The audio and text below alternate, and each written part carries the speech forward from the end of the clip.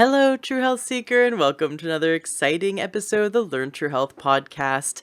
I'm so excited for you to learn from Dr. Laura Kelly today. She wrote a book using food, nutrition, and herbs to support the body in growing healthy, strong, flexible bones at any age. You can be a grandma, you can be in your 90s, you could be a 100-year-old marathon runner, whatever age you are. You could be a 20-year-old, whatever age you are. Now's the time to start growing a healthy skeletal system. And what's so cool is she's even seen some of her patients and some of her readers reverse other diseases as well. Even her mom reversed calcification in her arteries of her heart after following this protocol, because by following this protocol, you're supporting the body's ability to lay down healthy mineralization and create flexible bones so that they don't fracture, so that they're stronger, and that also supports the body in balancing minerals, even in the soft tissue as well. So it's very exciting. And we also get into talking about so much about the contrast between natural medicine and drug-based medicine, and just new ways of looking at it, which I think are really exciting, especially because I know you're going to be sharing this episode with someone you care about. And so for all the new listeners that this is their first episode, welcome to the Learn True Health podcast. I'm so excited to have you here. Dr. Laura Kelly is going to be giving away a copy of her book to a lucky listener. So please come join the Facebook group, the Learn True Health Facebook group. It's free. It's a wonderful community, very supportive. If you're into holistic health and you want to be part of a community that's all into holistic health, you've come to the right place. Join the Learn True Health Facebook group. Now, as we talk about different minerals and different supplements and herbs and foods, one thing that I have to let you know about is my favorite magnesium soak. Magnesium is the most important mineral for the body. Now, there are over 60 minerals. The body needs at least 60 minerals, 60 essential minerals to fully function. But there are elements and there are so many nutrients in soil that the body needs that plants then digest, and that's when we eat the plants, we get them. Sometimes we need to take them as a supplement. But the most important is magnesium, and magnesium is used so quickly and so readily by the body, we're chronically deficient in it. And this is why I love this particular magnesium soak. I've had the founder of this company on the show several times. Her name is Kristen Bowen. So you can go to my website, learntruehealth.com, and type in Kristen Bowen and listen to the past episodes. At her worst, she was, I believe, 97 pounds, having 30 seizures a day in a wheelchair, unable to communicate. And that was at her lowest, and she was able to, with the help of her family, get her life back and her health back. And she found that the thing that made the biggest difference for her recovery was soaking in magnesium. It's a special concentration from nature. It's from the Zextine C. It also has other cofactors in it. And when we soak in it, we absorb an average of 20 grams of magnesium. You can't get that much if you take oral, because oral magnesium reacts very poorly with the digestive system. And it's just not economical for us to get IV magnesium, going to a doctor and getting IV magnesium. So it's very economical to be able to soak in magnesium at home. It's safe for children. It's safe for pregnancy. It's safe for everyone. So please check out the links in today's episode. Also for Dr. Kelly's book, for Dr. Kelly's website, and for the magnesium soak that I recommend. You can get it from, and here's the website, livingthegoodlifenaturally.com, and use coupon code LTH for the listener discount. That's livingthegoodlifenaturally.com. Grab the magnesium big jug. It says undiluted magnesium soak. You buy that big jug and then use the coupon code at checkout, LTH, as in Learn True Health. LTH for the listener discount, and check out those episodes that I did with Kristen Bowen. It's quite fascinating. I'm so excited for you to learn from Dr. Laura Kelly, and she's promised to come back on the show because she has invented a software that helps us to decipher and understand our genetic expressions. And how cool is that? So she's going to come back on the show and continue this wonderful discussion about how we can uncover what our body needs, our unique needs are to support our optimal health. Thank you so much for being a listener. Thank you so much for sharing this episode with those you care about, all those friends and family that want to have strong, healthy bones. You know, I even know some marathon runners that I'll be sharing this episode with because they suffer from chronic fractures. So this is not just an episode for those who are senior citizens. This is an episode for everyone. Everyone deserves to have strong, flexible bones at any age. And if it takes just doing a few tweaks to your lifestyle, to your diet, to your supplement routine to make such a huge health difference, why not? You're worth it. It's such a worthwhile investment. I highly recommend getting Dr. Kelly's book after listening to this episode. I already bought a few copies for my friends and family. Have yourself a fantastic rest of your day and enjoy today's interview. Welcome to the Learn True Health podcast. I'm your host, Ashley James. This is episode 443. I am so excited for today's guest. We have Dr. Laura Kelly on the show. What a fascinating book you have published, The Healthy Bones. How we can, through food, nourish our skeletal system so we can reverse and prevent osteopenia, osteoporosis, osteoarthritis. Fantastic. I'm so excited to have you on the show today. Welcome.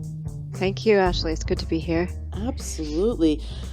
This is such an important topic, especially when we look at demographics and we see that our wonderful baby boomer, parents and grandparents and aunts and uncles and that generation has moved into that era where their MDs are pushing them to be on drugs like Boniva or Fosamax, right? I don't even know if those are still available, but drugs like that have caused so much harm to people in the past, and that I see it. I see people, especially seniors, being pushed to have drug after drug after drug.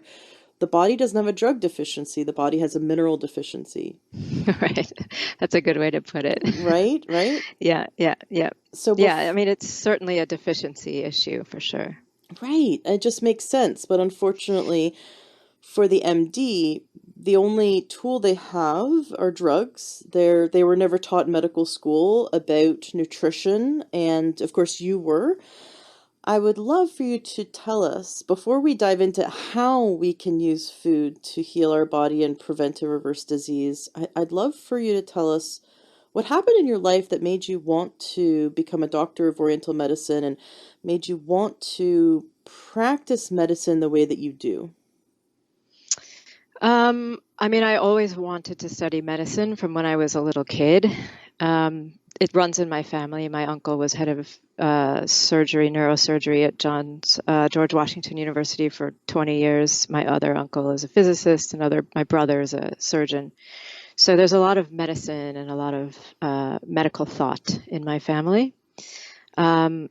And when it came time to sort of get serious about life and start thinking about what I actually wanted to do as an adult, which happened quite late for me, which was around age 35, I started on the medical path. And I started, going back to school, pre-med at UCLA, that sort of thing, and intended on going to medical school. And then as I approached that, it started to become apparent that that path was not satisfying what I was looking for. What happened? So you were a teenager? Were you in pre-med? What No. This was when I was older. This was when I was 35. Really? So what happened though? What happened that made you see that drug-based medicine wasn't fulfilling? It wasn't anything external. And it wasn't an issue with me. It wasn't a health issue with me or anything like that. It was really an internal drive. And I had always felt close to nature. And that seemed to me to be the source of all things in this regard. That there were patterns here that were easy and natural and harmonious. And it didn't make sense to me in the larger picture to step very far away from that if I was talking about healing and working with a body which came out of nature. So there was a very strong internal instinctual drive towards that, which I'd never heard about alternative medicine very much before. It wasn't something that happened in my family. Um, but it just was there, that drive. And I sort of re-examined the medical path and I thought, well, I think there must be another way into medicine. And so I started looking around and I found that Chinese medicine was very rigorous and there was, thousands, literally thousands of years of documentation and thousands of years of case reports. So there was enough science available in the medicine for me to feel like satisfied because I have a strong drive for knowledge. So this medicine just appealed to me. It fit with the natural paradigm in an incredibly beautiful way. Because I mean, Chinese medicine, again, the current literature that we still use today started 5,000 years ago. There's a book 5,000 years ago that we still read. And Wow. that came out of a philosophy. It didn't come out of let's make a drug. It came out of natural philosophy. Natural philosophy evolved into medicine. And then it became medicine, officially 5,000 years ago. So that kind of progression made a lot of sense to me intellectually. What And is the so, philosophy? How is the philosophy of Oriental medicine as a doctor? mhm. How does it differ from seeing an MD and their philosophy that governs how they practice medicine? Well, the philosophy of, the sort of Taoist based, which is sort of a philosophy of oneness with nature, essentially, if you can boil it down to something. Um, and the, the fact that we are part of nature and we are completely not extricable from that process. So, you know, the things that make the amino acids and the things that make up and the structures around us, we are made of the same things. We're all made of the same things. And so that harmony is inherent in Chinese medicine. And I think is inherent in all natural medicines and all traditional natural medicines that are originating out of cultures that are connected to cultural traditions, which is very different from the current Western medical paradigm, which is it's an analysis. That's an analysis based, and that comes around from something like having a microscope and trying to see smaller and smaller pieces and smaller parts and isolate understanding. And that's a very different, it's just a different way of looking at the world, and it's a different way of looking at medicine and the body. It's, and they're both, obviously entirely valid. They're just different. So, What's been described to me is that we need to know when to go to which doctor. Not which exactly. doctors. We need to know when to go to the MD, when to go to the emergency room, essentially, when to go to your naturopath, when to go to your doctor of Oriental medicine, when to go to your chiropractor, right? Right. There are several different forms of medicine, and they're all valid. And if we look at the history of modern medicine in the last 115 years or so, and then what then became the AMA has done huge slander campaigns against, and for so many years has done huge slander campaigns against all other forms of medicine and they actually coined it alternative medicine. And that Hmm. is right out of like almost like, and it's Orwellian in a sense that if they can label everything that isn't drug-based medicine alternative medicine, then what they've done is they've made it sound less than. Right. A naturopath that I've worked with said that if you said a German Shepherd was the only actual dog and every other dog was an alternative dog, right? That's German funny. Shepherd is the one dog everyone should have, but but a greyhound is an alternative dog, and a little wiener dog is an alternative dog, and the Australian Shepherd is an alternative dog. And that is absolutely silly, right? It's completely silly. So there is no such thing as alternative medicine. That term was used to discredit Mm, the valid right. forms of medicine. So as a doctor of Oriental medicine, you're saying that it's quite science based for the last 5,000 years. Now there is an appeal to novelty. I was recently sharing a study with someone. In the 70s, they were able to reverse gestational diabetes. I mean, it was an Hmm. amazing study, but it was done in the 70s. And this woman Hmm. then said, that's not valid. It was done in the 70s. And I'm thinking, how did our genes all of a sudden change? Are we no longer the same humans as the 70s? Right. Why isn't a study that was done, 50 years ago valid? And I think that's really funny. So perhaps there are some listeners who think that Oriental medicine, yes, it may have been practiced for 5,000 years, but at some point we practiced bloodletting, right? And we Right. realized that's not a valid form of medicine. It wasn't, but at the time it was science. So, what could you share with us that proves that Oriental medicine is quite valid now? What kind of recent studies are showing how it can very much help us? Well, I mean, there's two parts to that answer, and the first part is that, like you said, our bodies are still the same as they were. They're until we have different bodies, then the things that worked 5,000 years ago will still work. And the things that worked in the 70s will still work. Um, but the second part of that is, I mean, what's happening now, for example, let's take malaria. So malaria, obviously, one of the problems is that the bugs get used to the drugs, and Mm. there's the World Health Organization is in charge of defining what malaria drugs are being used. And it was not that long ago, maybe it was 10 years ago, that it was realized that there's a traditional Chinese medical formula for malaria. I think it's probably 8 or 12 herbs. I'm sorry, I don't remember exactly.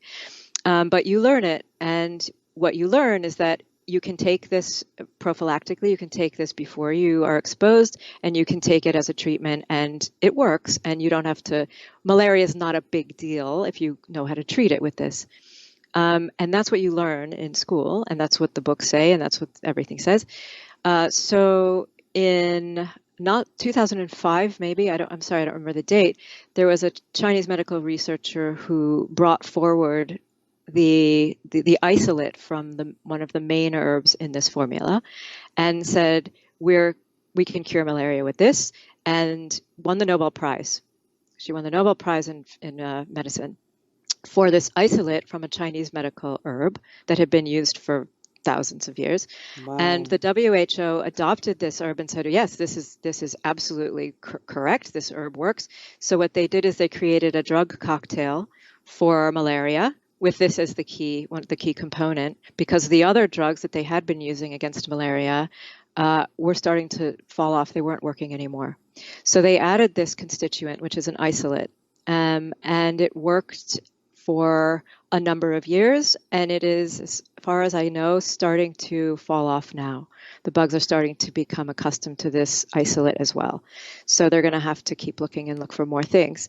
And there's two issues with this, and one of them is that this was a malaria formula that we all know that is useful and functional and does what it says it's going to do, so much so that the WHO said this is a drug. The problem comes is when you pull isolates, and this goes back to the concept of the different medicines. If you pull an isolate out of a complex formula, if you have 8 herbs or 12 herbs, you're going to have hundreds and hundreds of active ingredients, and they're all going to be working against each other and with each other.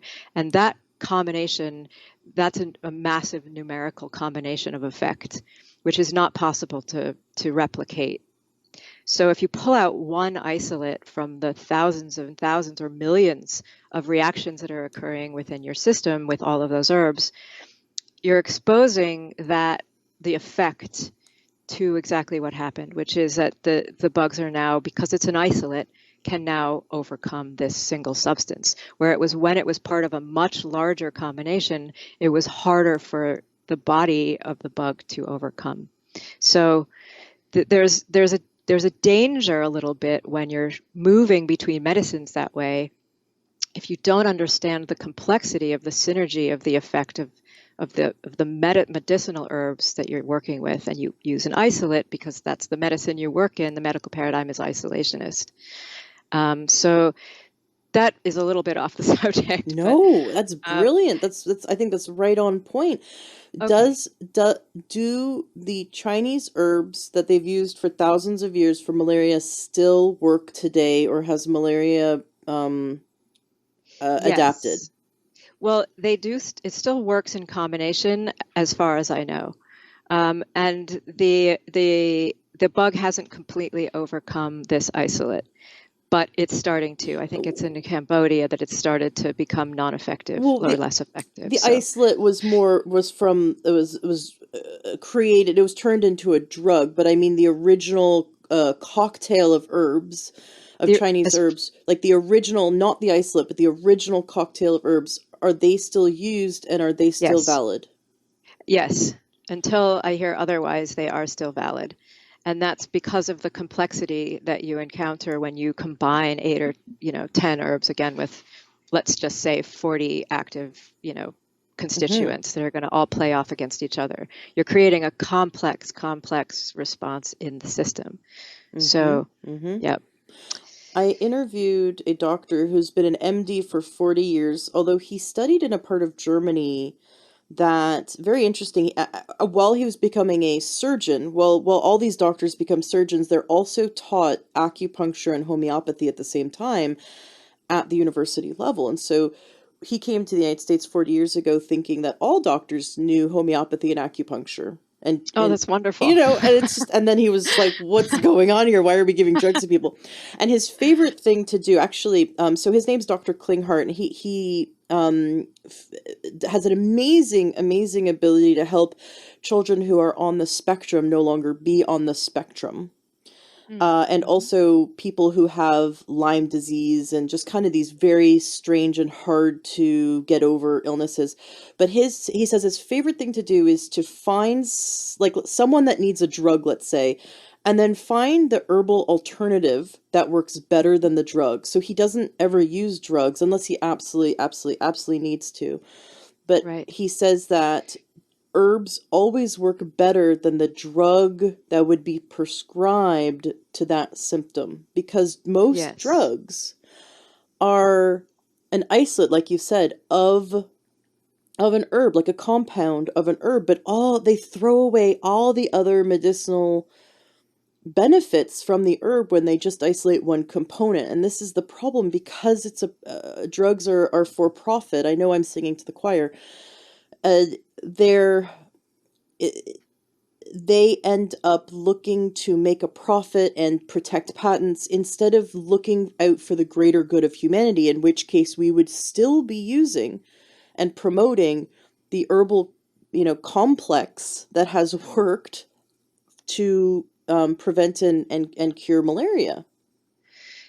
Yes, I mean, I think that there are quite a lot of people to to defend some of them. There are quite a lot of people who are, well-meaning about. Mm-hmm. There was a symposium yesterday, um, and the discussion was about vaccine development, and the concept around vaccine development is to find something that can help the world, right?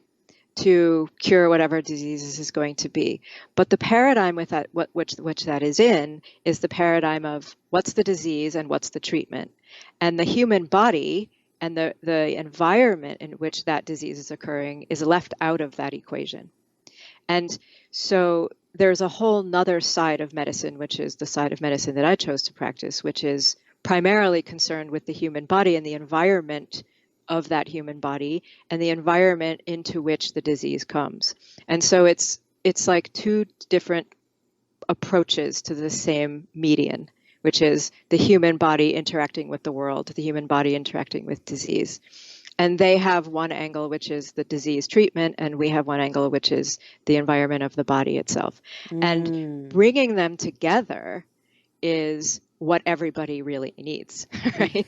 Right. So, it's when they start, when the problem that you were speaking about before about, the AMA trashing all of us, is really unfortunate to me. And it's not classy. You know what I mean?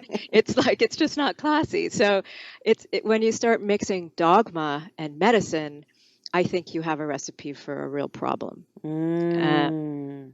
That's why I believe that people should know more about each kind of doctor, each kind of medicine. So instead of having a dogma about it, they can go to the right practitioner. You wouldn't take your Exactly. car to see a plumber. Don't don't take your body to always the same kind of doctor, because you're Right. just going to get their one philosophy of medicine.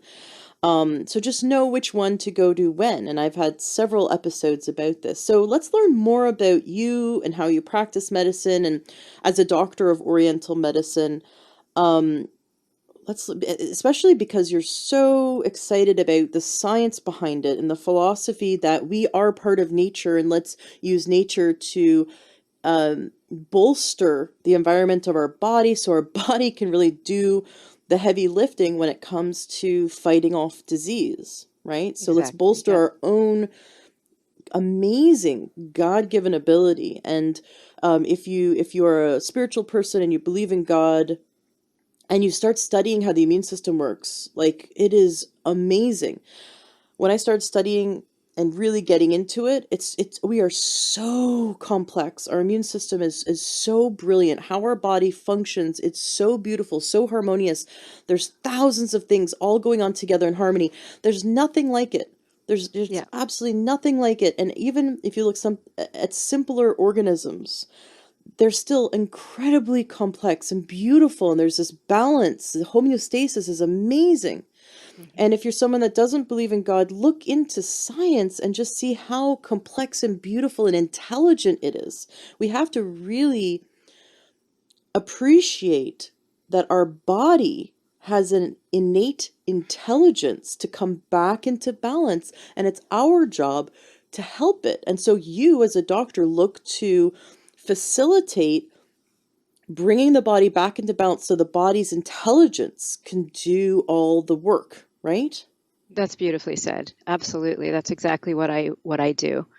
Because there isn't any reason to try and throw it off. I mean, certainly there are circumstances like Dr. Klinghardt where if you've gotten to the end of you've tried everything and the problem is just too entrenched, or it's a genetic problem, then you may not have success. But even then, you can somewhat.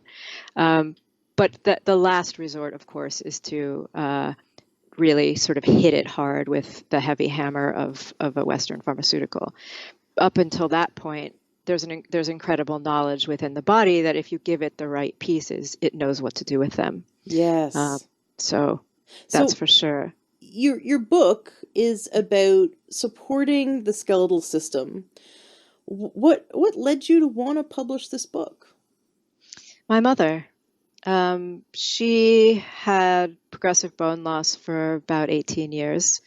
And she finally hit the point where her doctor said to her, if you don't take this reclass shot, then I can't treat you any further because you will break your hip and then, Mm. you might die. And my mother called me, and I was in school at the time, and she said, what am I supposed to do? And I said, well, you know what? There are a number of herbs that I know fix fractures. So let me look into this. I'll get back to you in a couple of months. So I took a fracture map of the world and I looked at high and low fracture rates in the elderly over time and pulled apart the diets of the people with the high and low fractures and figured out what was missing and what needed to happen. And I called her back in 2 months and I said, here's a list of the reasons why I believe this is happening. So pick 3 of them and start there. And so she did that. And then we did another DEXA scan early. You're supposed to do them every 2 years. We did it at 15 months. And for the first time in 18 years, she had no bone loss. So her doctor said, well, that's a complete fluke. You still have to take the medicine. And my mother said, well, you know what? Let's just wait just a minute. So in the meantime, she had a scan, and her cardiologist called me and she said, what did you do? Because the plaque is clearing out of her carotid arteries. Yes. So I said, well, I mean, it's all nutritionally based. What I'm doing is I'm activating the mechanisms that she already has in her body that weren't activated to guide the calcium where it needs to go. And I guess as a byproduct of that, it happens to be clearing the calcified plaque out of her arteries. So she said, well, you need to write a book. And she said, for doctors, you need to write a book for doctors because you're sort of a science-y, you bridge the gap. And so I started that, and then I realized that this wasn't for doctors, that this was medicine that people can do themselves. And there was no reason for me to write, of course, MDs, medically trained doctors that way do need to understand these principles and practices because they can help their patients. But it felt more important to me at the time, and it probably still is more important to me, to write it for my mother and for other mothers, because there isn't a reason to fear this diagnosis in 99% of cases, or 99.9, and you can actually take care of it yourself. So it made much more sense to write the book for mothers. So I called my mother and I said, hey, listen. And by this time, she had had a second DEXA scan, again, not in 4 years, but still within another year, maybe. And she still had no bone loss. So we realized that this wasn't a fluke. Her doctor said, okay, well, maybe it's not a fluke. And so I called my mother and I said, you know what, let's write this together because this is for you, and let's do it. So we did that. We called a publisher and said, do you want to publish this? And Chelsea Green, wonderful publisher, and they said yes. So we sat down and wrote it. Oh my gosh.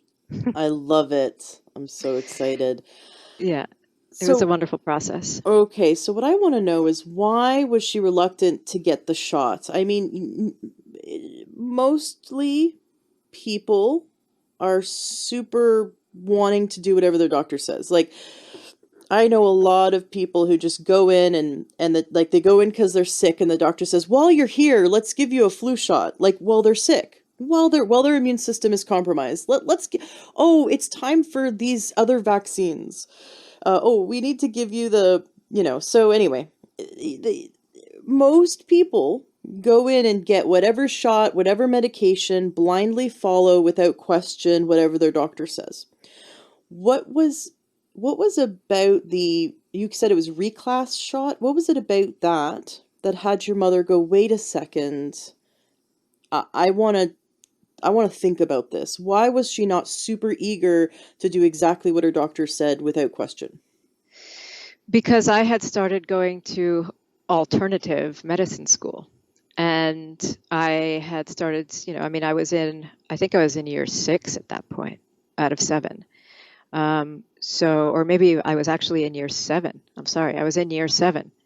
I had already been speaking to her and taking care of her from this more natural perspective for 6 years.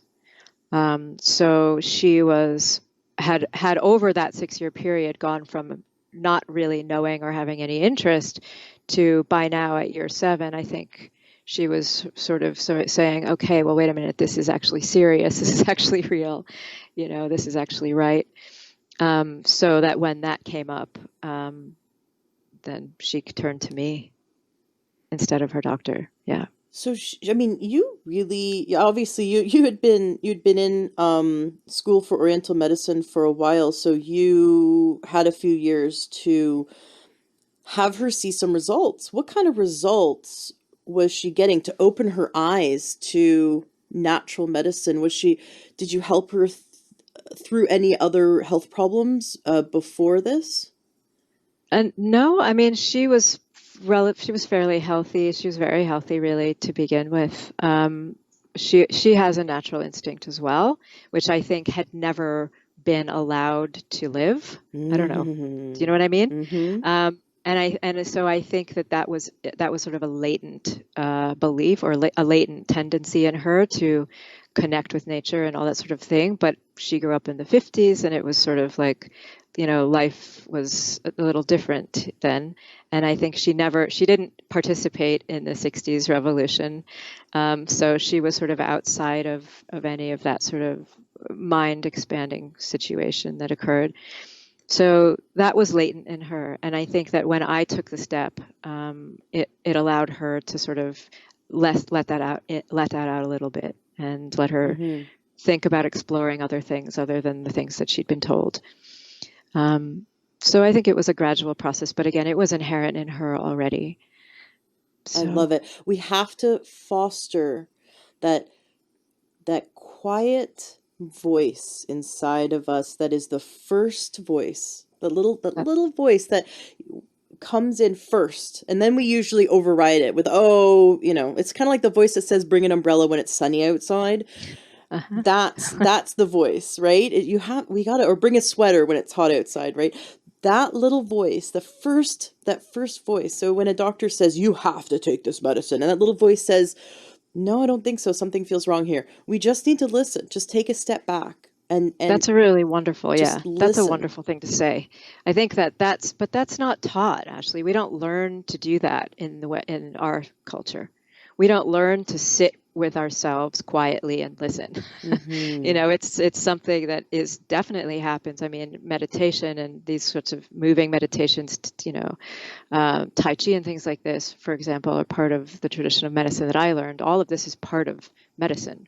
All of Mm-hmm. this is part of caring for the body, right? You don't come with an instruction manual. You don't come with all of the things that you need in order to take care of yourself, but you come with, in that tradition, you come with medical practices that you carry with you throughout your life in order to keep yourself healthy, in order to treat yourself, in order to listen to your body. And you learn how to do that within that culture. And we don't learn that here. It's not part of our cultural upbringing, it's not part of our cultural heritage. So then, you know, everything should function great. And then when it stops functioning great, we go, oh, what am I supposed to do now? Okay, here's somebody that knows what I'm supposed to do. I'm going to listen to them. And so, part of the holistic medical road is that you learn to care for yourself from the beginning, and you learn to help the people that you live with. You learn to care for the people who are around you, and this is part of the medical structure. So this is Mm-hmm. an inherently different way of approaching life. It's saying part of my life is self-care. And Mm. that's a very powerful thing to learn when you're young, right? And Oh I didn't yeah. learn that until I was, into my 30s. So, but I can imagine what it would have felt like to learn that from when I was very young. Yes. Can you imagine if we raised an entire generation to practice self-care? And I cannot, and but it would be wonderful. that, I mean, okay, so one thing I'm deeply saddened by, but I want to shed light on, is that the rate of suicide for ages 10 to 26 has gone up so much. I believe it's the second cause of death in that generation right now. That it is so Wow. high. Uh, there's a huge disconnect. And with holistic medicine, we know that emotional, mental, and physical health, right? Because MDs mostly focus on physical, right? Mhm. They see a symptom, they attack it with a drug, right? Or they suppress symptoms, they manage things with drugs, right? Now there's enlightened MDs out there, and I know sometimes I sound like I'm bashing them.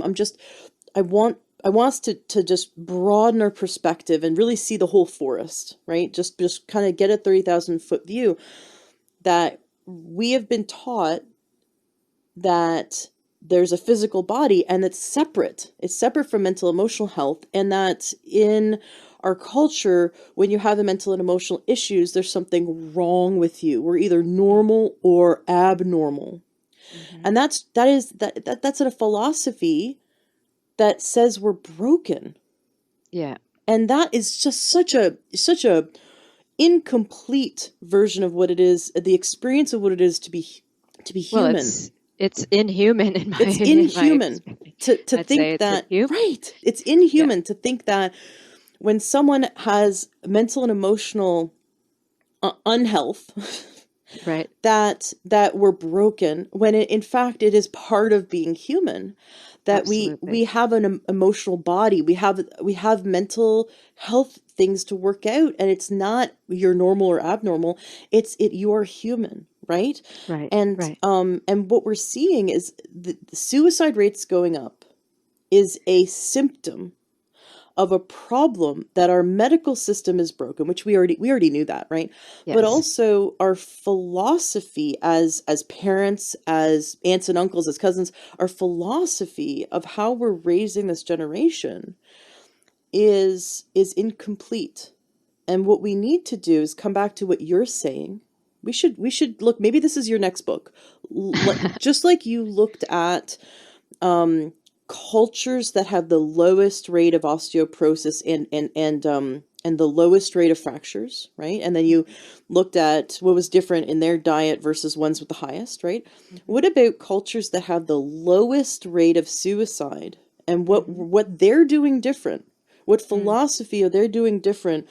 And it possibly is that I really feel that self-care taught at an early age also increases self-worth. And if we can Absolutely. practice things like becoming quiet, doing breathing. I mean, meditation kind of is a trigger word for some people because it seems too daunting, but simply going into oneself and and just, turn off the cell phone, right? Turn off the outside stimulus and go into oneself, journal, breathe, get out in nature, do some self-reflection, share your thoughts and feelings with someone who's supportive, and disconnect from negative energy, negative social media, that kind of thing, and practice self-care. There would also be a component of self-love and self-respect, and we really need to look at what's going on, because if we have a generation that has huge mental emotional health issues, they're not practicing self-care, self-love, and these are the things that also, as you say, are done in cultures that have less disease. Yes. Well, I mean, it is a philosophical issue. Back to that. I mean, you know, there isn't a cultural philosophy, that I can sort of pinpoint in America that's effective in that sort of way. I mean, I didn't grow up with one. So it's hard to at any point to sort of say, okay, now we have to find a philosophy, because that's not how it works. Right? And that's why everybody gets sort of tripped up with this concept. Okay, well, what can I meditate? I don't know if like you said, it's really daunting. Because there is no philosophical base for the concept, where it doesn't matter if you're meditating, or it doesn't matter if you call it that. It doesn't matter if you do it right, right? None of that matters. What matters is that you are listening to yourself, and you're saying, I am making space for you. I am making time for you. And that's it. That's all that actually matters about it. Because when you start to recognize that you just want to make space for yourself, whatever that means for you, then you are respecting yourself. Then you're respecting your body, and you're respecting your mind, and the response that you get from that will be enormous. So to me, it's about separating it from the concepts, because we don't have a philosophy in which to place the concepts. So let's just get rid of them and say, well, what am I actually doing? What I'm actually doing is respecting and loving myself. And that's all I have to do. And if you start there, then you will grow your own philosophy out of that seed. And that's how I help people in a sort of mental and philosophical way. It's really just about, do I love myself enough to sit and say, I'm going to give myself some space and time? And if you find that you don't, then of course, then you have to do some examination, right? And maybe find ways into being good with sitting with yourself and giving yourself respect. Mm. And but this takes us back to, the mental physical conjunction and the lack of separation of these things. And when you start to examine nutrition, and we'll pull it sort of back down to reality, when you start to examine things like nutrition and brain function, the mechanisms in the brain, every single neurotransmitter, turning into another neurotransmitter, every single function of the neurotransmitters themselves, all require different nutrients. Mm-hmm. The neurotransmitters need amino acids to build them, to be built. The translation of GABA to glutamate needs vitamin B6 and magnesium. And so if you don't have these things, your brain isn't going to work very well. And of course, you're going to not feel good, sort of in a mental sort of, space. So Right. Right. these are Yeah. fundamental pieces that, these are key important pieces. And then the other part of that is, for example, with B6, if you're speaking with autistic kids or people with ADHD and focus problems, again, vitamin B6 is one of the key factors for transforming GABA and glutamate into GABA, and that's the inhibition of the stimulation. Mm-hmm. So if you don't have enough magnesium, which a majority of Americans apparently don't, according to all sources, including the U.S. government, but also a lot of issues can come around the B vitamins in terms of the transformation of the B vitamins within your body, because the form that you eat a vitamin in is not the form your body uses it in. It has to go through transformational steps. And every single one of those transformational steps is regulated by a gene. And all genes have the ability to be mutated or have polymorphisms. So quite a lot of times what you find is that even though this child is eating B vitamins, the pathway of transformation for some of the B vitamins isn't working. So the form that he needs the B6 in order to transform the excitatory neurotransmitter into the inhibitory neurotransmitter, his body doesn't make. So he could eat B6 forever and he still would not be able to efficiently make that transformation. So the glutamate will stay high, the inhibition of the GABA won't happen, and he's excited. But when you understand this process, that the body has to go through these genetic transformations to make these things actually available, and that every single step is an opportunity for it to go wrong. When you start to understand those pathways, you can say, okay, now I need to give him the pre-transformed version of B6 because his body's not doing it. And then the neurotransmitters start to function properly in that mechanism. Can that be So derived from food, or would that need to be a methylated B vitamin supplement? it would need to be a methylated supplement. Mm-hmm. So these are the pieces that are really key to understanding anything that you want to. I mean, the entire system is built from nutrients, right? There's no way around that. So, Mm-hmm. and how, and all nutrients and everything that comes into your body is, information essentially. And how is that body set up to receive that information? And can it use the information? Does it understand the language? Or does it need help understanding that language information? And so that's the base of, in my, having looked at this and worked with lots and lots of patients and thought about all different types of disease and all different types of mental states and things like this. The bottom, the foundation of all of this just simply is understanding all of the nutrients are necessary, minerals, vitamins, everything is necessary. There's nothing that's not supposed to be there. It all has to be there. And how does this particular person's body respond and use that information, those nutrients. And let's optimize that function as much as possible so that they can get the most out of everything that they're taking, because everybody's taking supplements and everybody's trying to figure out what the right diet is. But without knowing this information, there is no optimization possible. And sometimes it's not possible to get, happier, better brain function if you're not transforming your B vitamins. Mm-hmm. So these are things that just have to be known. And to me, this is fundamental medicine. And from my perspective, the real foundational medicine of this body is nutrition, because it's the only way that it functions.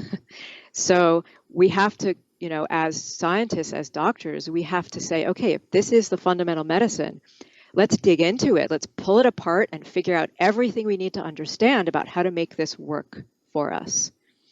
And that wasn't done by the West, by Western medicine.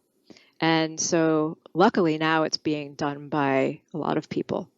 And there's a lot of nutritional medicine and research going on, or really coming to understand how these things function and why they're so important. And let me step back all the way to the very bottom of our bodies, which is our DNA. And not even speaking about it from the place of what it does, but speaking about the fact that what it is. DNA is made of something, and it's made of nucleic acids. And nucleic acids, guess where we get them? We eat them, right? We have a pathway within us, which is called a de novo synthesis pathway, which can recycle what we have. But human breast milk is full of nucleic acid because that baby needs a huge supply of nucleic acids to build DNA, because that baby is just pumping out cells rapidly. And so coming back again, the nucleic acids, we get them from what we eat, but we also need to structure them into DNA. And our body does that in the liver, but it does not do that without folate, right? Without the vitamins, without the nutrients. These are cofactors that our body uses to build our DNA, to take those nucleic acids and put them together and make the strands. Without the cofactors of B vitamins, for example, it won't happen. We won't build DNA. So when you're looking at a system, for example, like the immune system, which is a rapid turnover, right? You're going to get a turnover of cells every day. 3 to 6 days, you're going to get a full turnover of cells. The digestive tract, 6 days turnover of cells. These are rapidly turning over systems. Your body is constantly having to replenish cells, building cells all the time in these two systems. So these two systems need a lot of nucleic acids because you're building a lot of DNA, because there's DNA in every cell. So you can pull nutrition back to this extremely base level and really see that, this is really important because your immune system will not function if you don't have enough nutritional cofactors, if you don't have enough nucleic acids, which you get from mushrooms, for example. Ooh. If you don't have them, yes, nice link, right? But you I love mushrooms so much. The mushrooms are amazing, and they're the only real substantial source of nucleic acids in the plant kingdom. Wow. So yeah, this Really? is why they have been used traditionally for thousands and thousands of years as longevity food. Is there any mushroom, or are there certain kinds of mushrooms that have more cofactors than others? I mean, they're all, well, they have different factors, meaning there are multiple levels of function with mushrooms. So you have just called the source of nucleic acids within the mushrooms, which are the building blocks for the DNA. But then you also have specific factors within each of the different types of mushrooms that trigger different immune system cell type growth. Mm-hmm. So some of the mushrooms will trigger early phase immune response, like natural killer cells and macrophages, and some of the mushrooms will trigger later stage cells, T cells and B cells, things like this. So there are multiple layers to the mushrooms in terms of the immune system and longevity. What kind of mushrooms do you eat on a regular basis? I eat chaga, I fluctuate depending on whatever sort of is around, but reishi staple, daily staple, chaga tea, once a month, lion's mane sometimes, and sort of geared towards brain health, neuroplasticity, things like that. But Or, so those are supplements you can drink as teas or take as extracts. What about eating? Are there certain types of mushrooms that are better than others? I think that, I'm not a massive expert on mushrooms, even though I'd like to be. I think that shiitakes are particularly good. They seem to be very complex. So I would Awesome. suggest, yep, that's Nice, what I would nice. suggest. Yeah, I've had Dr. Joel Furman on the show, and he says that everyone should eat a half a cup of mushrooms a day, Yeah. for some of the same reasons you're expressing. In addition, at least a half a cup of onion, and you can mix them together, and you could eat it raw or cooked. But he said that for this one particular nutrient he was talking about, and there's so many nutrients in the mushrooms. I always thought they were just kind of water. I didn't think that there was Mm, anything nutritionally beneficial in them, but they're actually completely superfoods. He says that the cheap, obviously you buy all mushrooms should be organic because mhm, you don't want to buy pesticide filled mushrooms. Uh, but he said the white button cap ones, the ones that are usually void of flavor and like, mhm, or like shiitake is so flavorful. So these are very mild in flavor and they're the least expensive ones. He said that mm, actually has for this one nutrient, I forget what nutrient it was, but one nutrient he was talking about that helps the immune system, that they were quite high in it. And so mm, you could save money by it's usually like $4 a pound organic, and get these little white button cap ones. But I mm, I love cooking with mushrooms. And mhm. there's also aren't there the building blocks for the D vitamin as well for vitamin D. It's like D1 or something is in mushrooms. Yes, that's right. And if you turn them gill side up, let's see, maitake mushrooms are the only ones that actually have inherently vitamin D in them. Well, they have a significant amount of vitamin D compared to the rest of the mushrooms.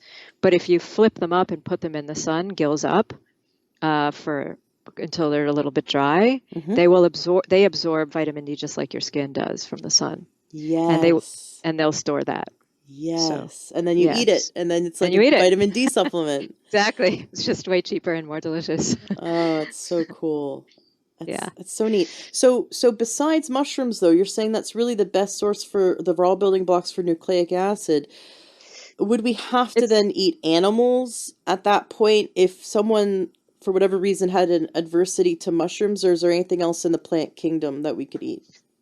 As far as I know, that's the richest source is Okay. mushrooms. Other than that, you're looking at organ meats, basically. Mm-hmm. Mm. Got it. Yeah. Wow. I mean, that's amazing. If someone who, let's say someone eats the standard American diet but doesn't eat mushrooms, doesn't eat organ meats, they might be really low in nucleic acid.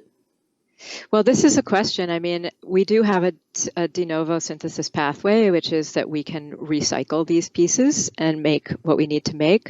But again, when you're dealing with a system with high turnover, like the immune system or the reproductive system or the gastrointestinal system, you may not actually. And there was one, this hasn't really been researched actually, which is I find pretty interesting.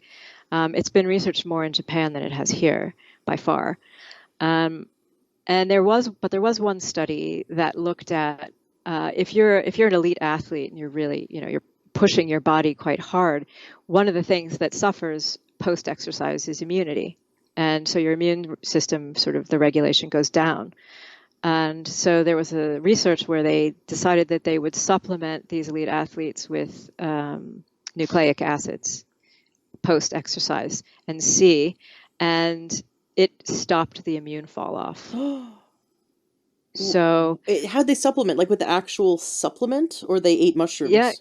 no nucleic acids. I don't know if it was a synthesized nucleic acids. I'm not sure where they got them. Mm-hmm. but there was a nucleic acid supplement. And so that's an interesting, it provokes an interesting idea, which is that if you're immune compromised, we know that when you can sort of generally say that if you're suffering from a chronic condition, you can guess that you're having low natural killer cell function, which is the first phase of the immune response. So it sort of begs the question, what happens with people who are having faltering immune responses if we supplement them with nucleic acids so they're actually able to produce more DNA and more cells? I don't know the answer to that, but I think it's an interesting question from a supplementation standpoint for sure. Oh my gosh, absolutely. So we're looking at the body in it with a different philosophy. Um, you mentioned that the body can recycle. So let's say someone's not eating the foods that are rich in nucleic acid. The body's recycling old cells as they die and reusing the nucleic acid. Do you know what the cofactors what cofactors are needed in order to do this recycling? You know what, Ashley? I don't know because I have really just started digging into this in the past week because I'm writing a book on the immune system and longevity. Fantastic. Well, So there's my question for you. When you have completed that book, come back on the show, and I want to know the answer. definitely. It's so looking at each function of the body. For example, the in recycling the body's own glutathione. So glutathione is very expensive for the body to make. I believe the liver produces it. It's our master antioxidant, so it's obviously incredibly important. But it's very expensive for the body to make. But however, when we have selenium, when selenium's present, which is a micronutrient, it's like a mineral, then the body can recycle it. So that's one of the cofactors the body needs to recycle That's right. glutathione. Right. And so if we make sure we supplement with selenium, you don't need to overdo it. 200 micrograms a day or between 200 and 600, depending on your weight, is great. But that's supporting the liver in making recycling glutathione, which it helps us to fight off cancer and other diseases. And so if we knew what the raw sort of the factors needed in recycling other things in the body like nucleic acid, then we can make sure that we have them. Exactly. Right. That's my goal, is to sort of put together the list of, I mean, maybe someone has done this already. If anybody knows, definitely let us know. But I haven't found any sort of supplementation in terms of exactly what you're speaking of. I mean, providing nucleic acid bases, but Mm-hmm. also providing some cofactors along with that to really help the body produce the cells that it needs to produce.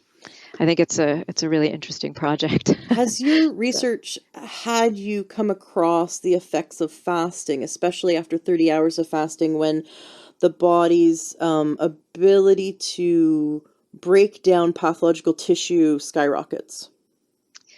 yes, yes, yes, yes. Is that Um, is that part of your system, or do you recommend that for people looking to speed up their healing? Yes. Well, it depends. I mean, it depends on how weak you are. It depends on if Mm-hmm. you're diabetic. If you're diabetic, it's not a good idea. That's going to be a mess. You need to do that with supervision, serious supervision. But in general, yeah, I mean, the upregulation of all sorts of longevity factors on top of all of that is just, there isn't really another way to kick the body into that sort of behavior except by fasting.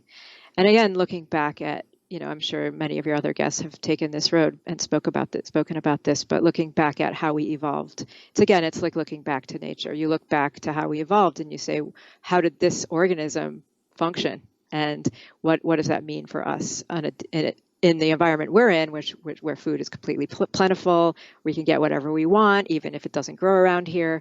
All of these things are all questions to Mm-hmm. ask, because there is a perfect harmony that comes out of evolution. And the farther we get from those and the small choices that we make that distance us from that perfect harmony eventually are going to have an effect. So coming back to, again, like looking at how we evolved, which is that if we went out and we killed this animal or whatever, we ate it for a while and then we didn't eat meat for, I don't know, 3 months or whatever. So giving the body that sort of the natural patterns, looking at those natural patterns and saying how we evolved is with those patterns. And so that's probably going to be what our body is going to respond to. Right, right. I mean, I think in the West we're so afraid of even missing a meal, let alone fasting. Yeah. But there's so much evidence to show that it's incredibly healthy. And yes, I have done interviews about it. And there's lots of science now proving that you can do fasting in a very healthy and restorative way. I want to talk more about your book. Before I do, I want to bring up one more thing. I have a friend who it's a friend's mother, and she has had her gallbladder removed. She's basically had every part of your body you can have removed and still survive. So her God, poor gallbladder, I thing. mean, this is exactly what she said to me. I've had everything removed that you can without dying. Mm, Gallbladder, she's had her parathyroid removed. mm, hmm. She's had her appendix removed, so you go down the list. And relatively, she's 6 years old, relatively healthy, and all of a sudden a few weeks ago began having huge dizziness, can't walk, her legs won't work, and people have to just support her weight. And she was so dizzy she was vomiting. And it took several hospitals to finally diagnose her with, first they said it was peripheral vertigo, which is not accurate. Then they said, okay, it's central vertigo. And then a neurologist, after doing a lot of blood work, said she has virtually no copper in her system, Mm. and so she's being supplemented with 2 milligrams of copper a day for a year, which I think is incredibly high. And given It's high. yeah, very high. But given Hmm. that the neurologist is not recommending any cofactors, not calcium, not magnesium, nothing, no cofactors at all. This Wow. woman has not had a parathyroid for years, so her body has not regulated any of the minerals correctly. And I'm kind of like just taken aback thinking like what are, oh, and she's never done a bone density scan. Mm. And I'm thinking, what's going on? And because you mentioned about the brain and how Hmm. there are certain nutrients, like if B6 is missing, you can actually, and I've heard of people having dementia being put in nursing homes, and then a naturopath is called by, a family member, they get them on a B supplement, and all of a sudden the lights come back on. They didn't have dementia. They had a B vitamin deficiency because the brain Right. does not, if you have a B6 deficiency, the brain's not going to function. But if you're incredibly deficient in trace elements and minerals like copper, for example, or major ones like magnesium or calcium, the nervous system doesn't function correctly. So, Right. so I'd love for you to share for some people who, like, let's say they don't have a thyroid or a parathyroid, their body really cannot regulate healthfully on its own. What steps do you recommend? Do you recommend that they definitely read your book and do this diet? And what steps do you recommend, especially for this woman of my mother, my friend's mother? Well, I mean, again, first, my book isn't a diet. It's, I'm not really a proponent of that because everybody has different needs and everybody has different things that they want to do and ways that they want to eat. So I'm not prescribing a diet, just to Love it. clarify. Love it. I'm saying here are the mechanisms in terms of how your bones work and your body works around those bones. And here are the things that you need in order to activate those mechanisms. And I'm not dictating how you need to get them. So if you want to get your calcium from dairy, you can. If you want to get your calcium from leafy greens, you can. Doesn't matter to me. Um, but so within that context, if she's not going to be regulating calcium, she's not going to be regulating that sort of the bone density aspect. Um, then there's a mechanism called osteocalcin, and this mechanism is really sort of key to regulating all of that and making sure again that the calcium's going the right place. And so understanding how to activate those mechanisms nutritionally sound really important to me for this person. And making sure that all of the factors are in place to make sure that those mechanisms are functioning without the oversight, is really the situation that she wants to be in. So if I were her doctor, I would run for her a nutrition evaluation first. And that's going to look at basically, all nutrients and say, where are we with all of those things? Um, I may also run genetics for those nutritional pathways Mm-hmm. because it's really important for her, especially this person with lack of regulation over this issue, to understand where we may be running into trouble. For example, this all started with me because my vitamin D levels were chronically low, and I didn't understand why for so long, and I took the standard dose of the vitamin D, and I never erased them. And I finally said, this is ridiculous. So I ran my genetics, and I have terrible vitamin G receptor genetics. So I've got, there's 4 different transformations it's got to make. 3 of mine are like in the toilet. So I tripled my dose of vitamin D, and I finally got where I needed to be. And I would never have done that. And I spent years vitamin D deficient taking vitamin D. So Mm. coming to understand, especially for somebody who doesn't have a lot of leeway, coming to understand if there are any, things in the way from her body, and saying, okay, let's understand all of that, and then just make sure she has the proper doses of all of those nutrients. Then you don't need to overdose on any of the other ones, right? You don't need to overdose on things because the body itself, like you were saying before, is so efficient that if you give it the right amounts of things, you're not going to need to over supplement on anything and throw off, Mm-hmm. because you're going to throw something else off if you over supplement with copper, right? Oh, Or if you over supplement, absolutely. right? So you want to avoid doing that, of course, because you you shouldn't, right? Right. You don't need to.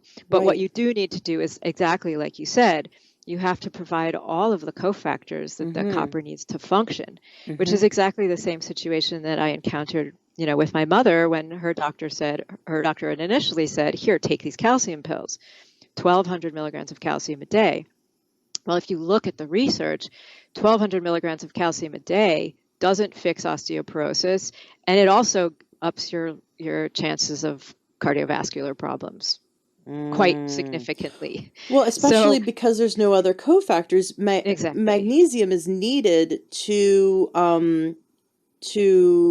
help place calcium correctly. And there's other nutrients as well, right? So if you're only taking one, right, and they have to be in a great ratio, then exactly. it's not, you're right, it's not going to be placed correctly in the body. But like just overdoing copper, I know, I mean, and you're much more of an expert than I am, but I know, for example, it throws vitamin C off and it throws selenium off. Those 3 things have to be in the right ratios together. You can't just, if you because some people will overdose vitamin C, and that's good in certain circumstances. But if you overdose vitamin C, it leaches copper from the body, right? And Right, copper deficiency leads to aneurysms because it's right. needed in the production. It's a cofactor in elastin, and it's also needed for making pigment. So people who lose the ability to make pigment or have gray hair have a copper deficiency. So it's just everything has to be done together in balance. But I love that you talk about this genetic component of epigenetics, looking at how the genes are expressing. I have the MTHFR SNP mutation, however it's said, and so I have to take a methylated B vitamins in order to support my liver to do both phases of detox. Hmm. And that's I haven't even gone deeper into the genetics, like looking at how my body, the four different sort of genes that help the body make the D vitamin. That's incredibly interesting. So you do telemedicine. Hmm. I mean, you see patients locally in LA, but you also work with people around the world. Hmm.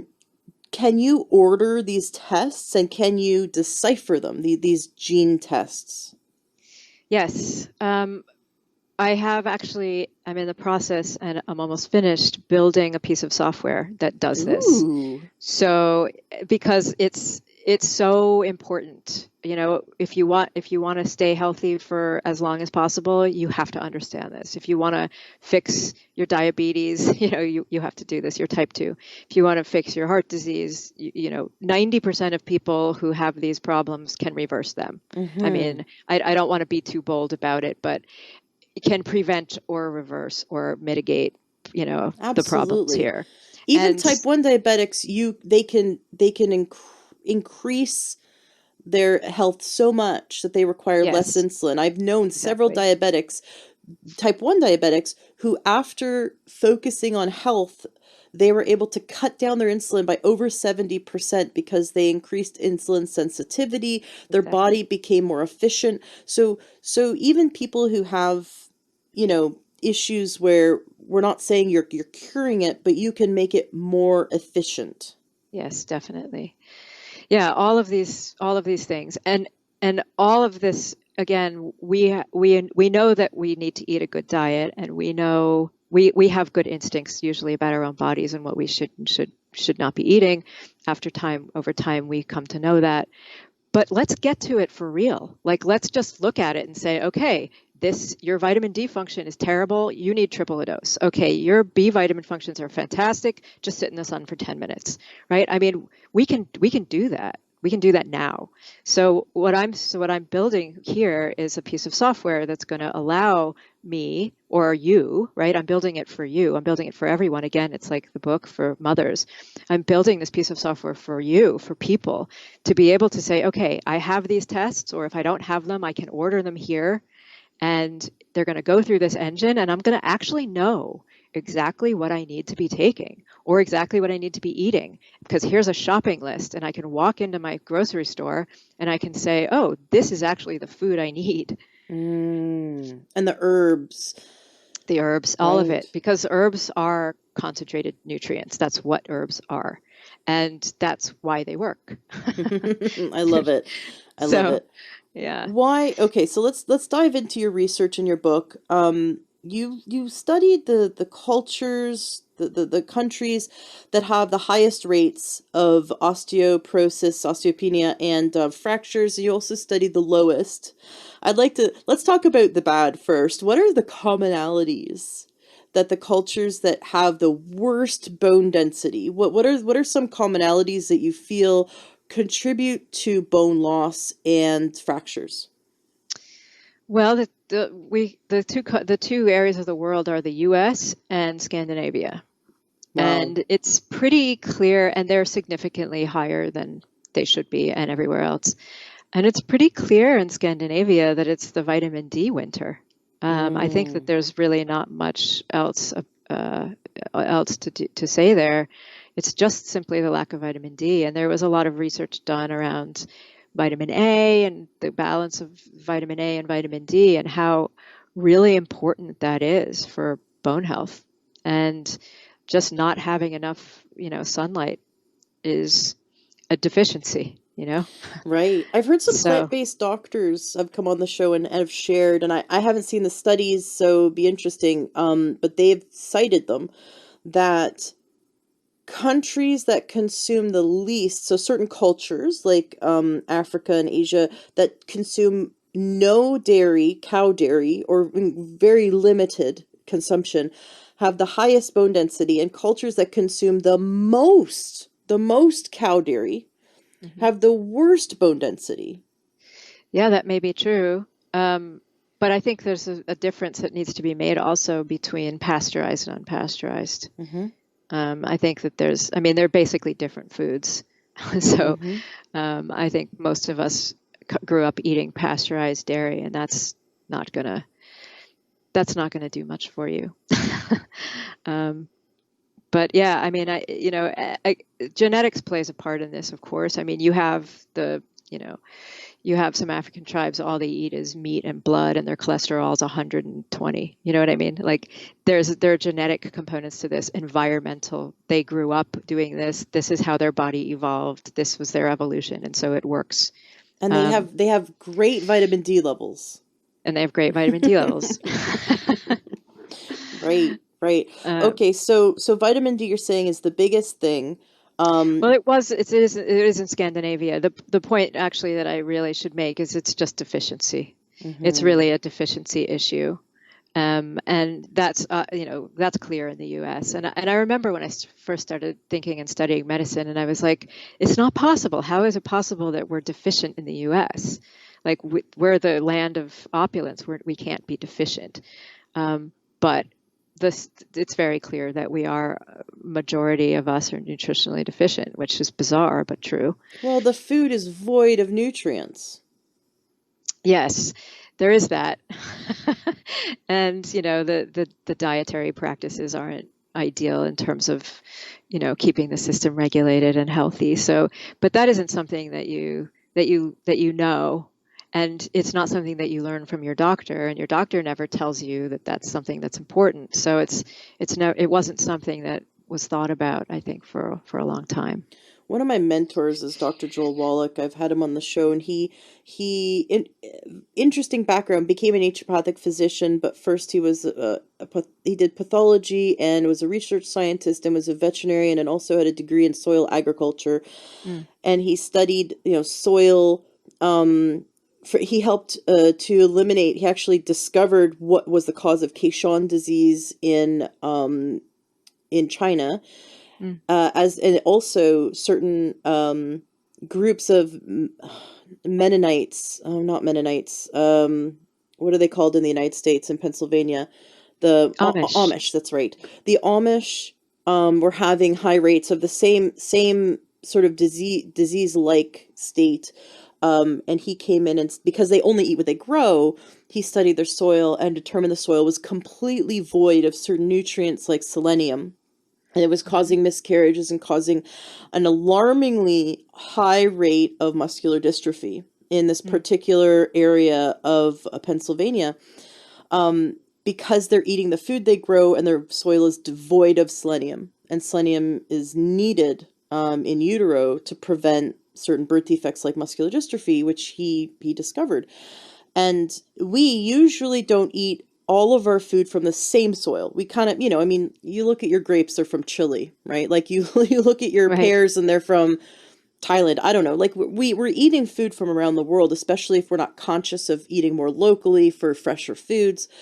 But just because Brazil nuts are grown in any soil, that doesn't mean they're chock full of selenium. Because I've often brought this up, like, oh, we need selenium, and then someone says, oh, I eat 6 Brazil nuts a day. Well, Hmm. just Brazil nuts can grow it hydroponically. Like they don't, like anything can grow in almost minerally void water, basically, as long as it has NPK and some form of even artificial sunlight. Hmm. So the fact that you're eating broccoli we should absolutely eat plants, but it doesn't mean there's enough calcium in that food or enough iron in that, spinach.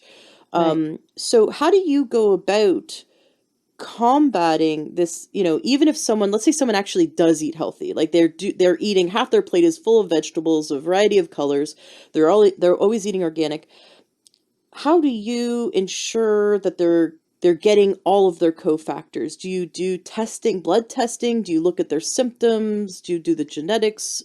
How do you go about it? All of it. I mean, it's like this is a long-term prospect, right? Because you're not coming to see me because you want to, I will fix your toe if it hurts, right?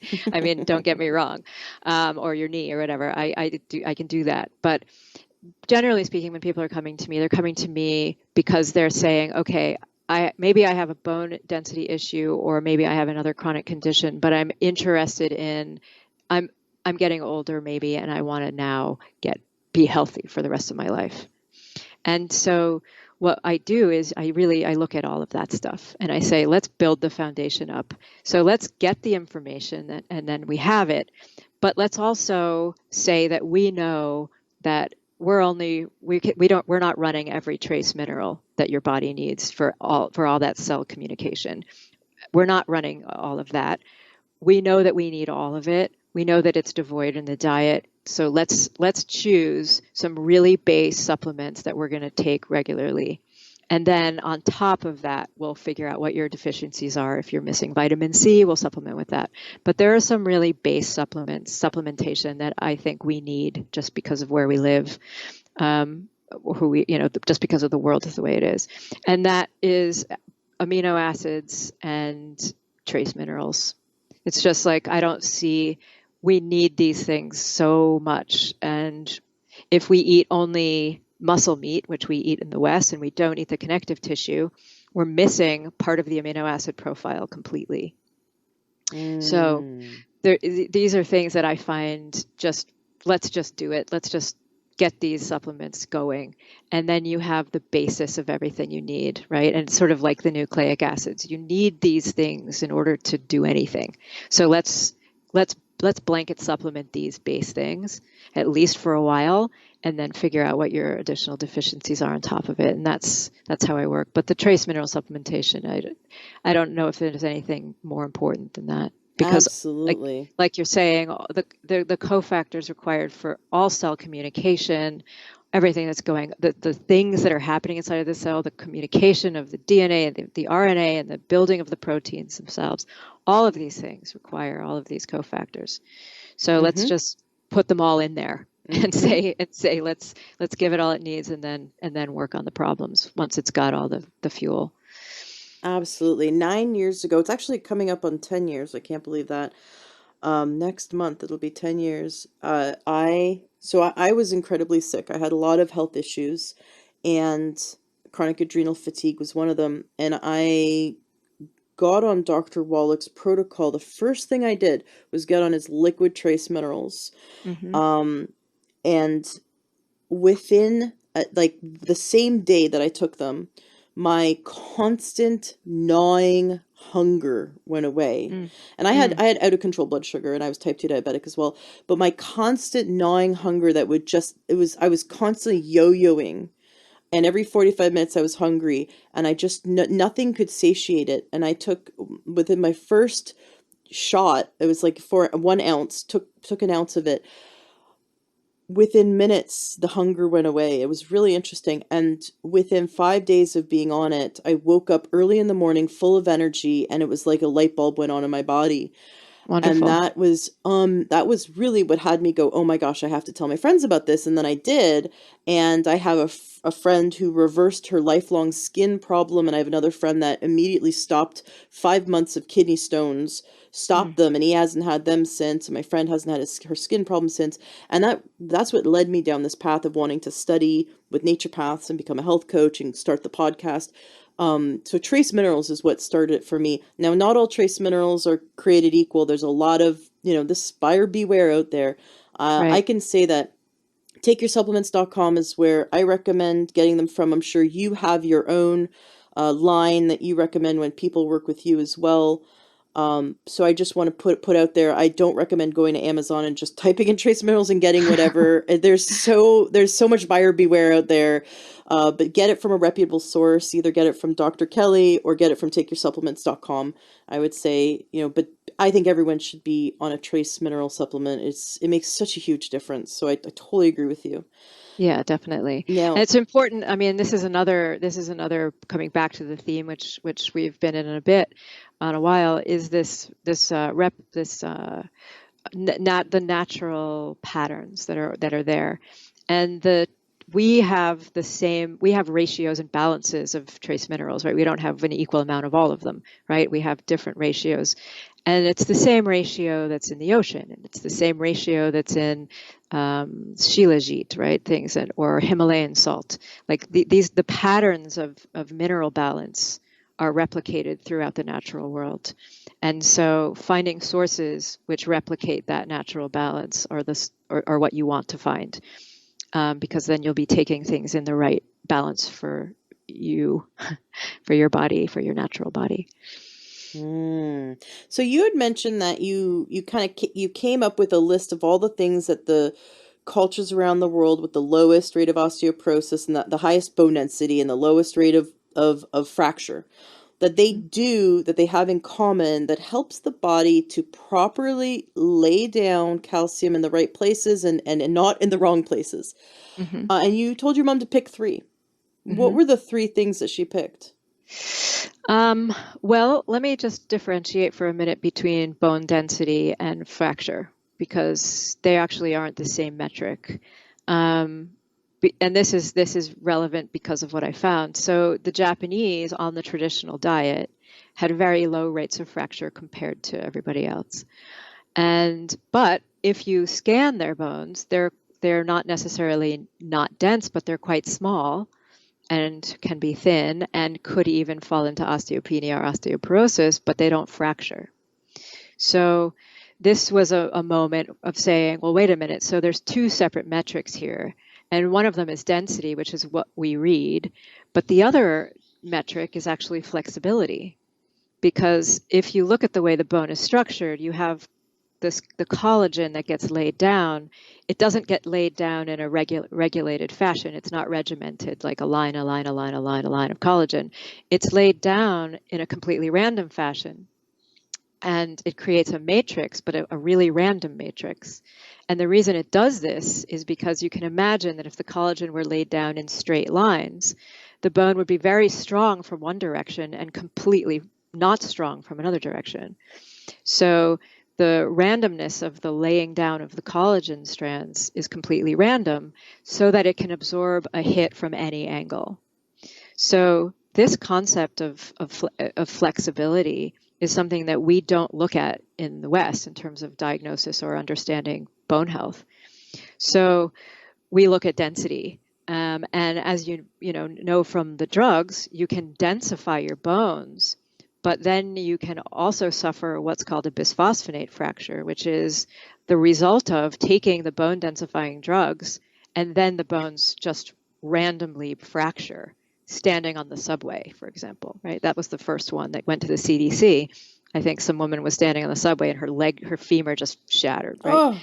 So, and it was because the bone density drugs will support your system in laying down bone. Mm-hmm.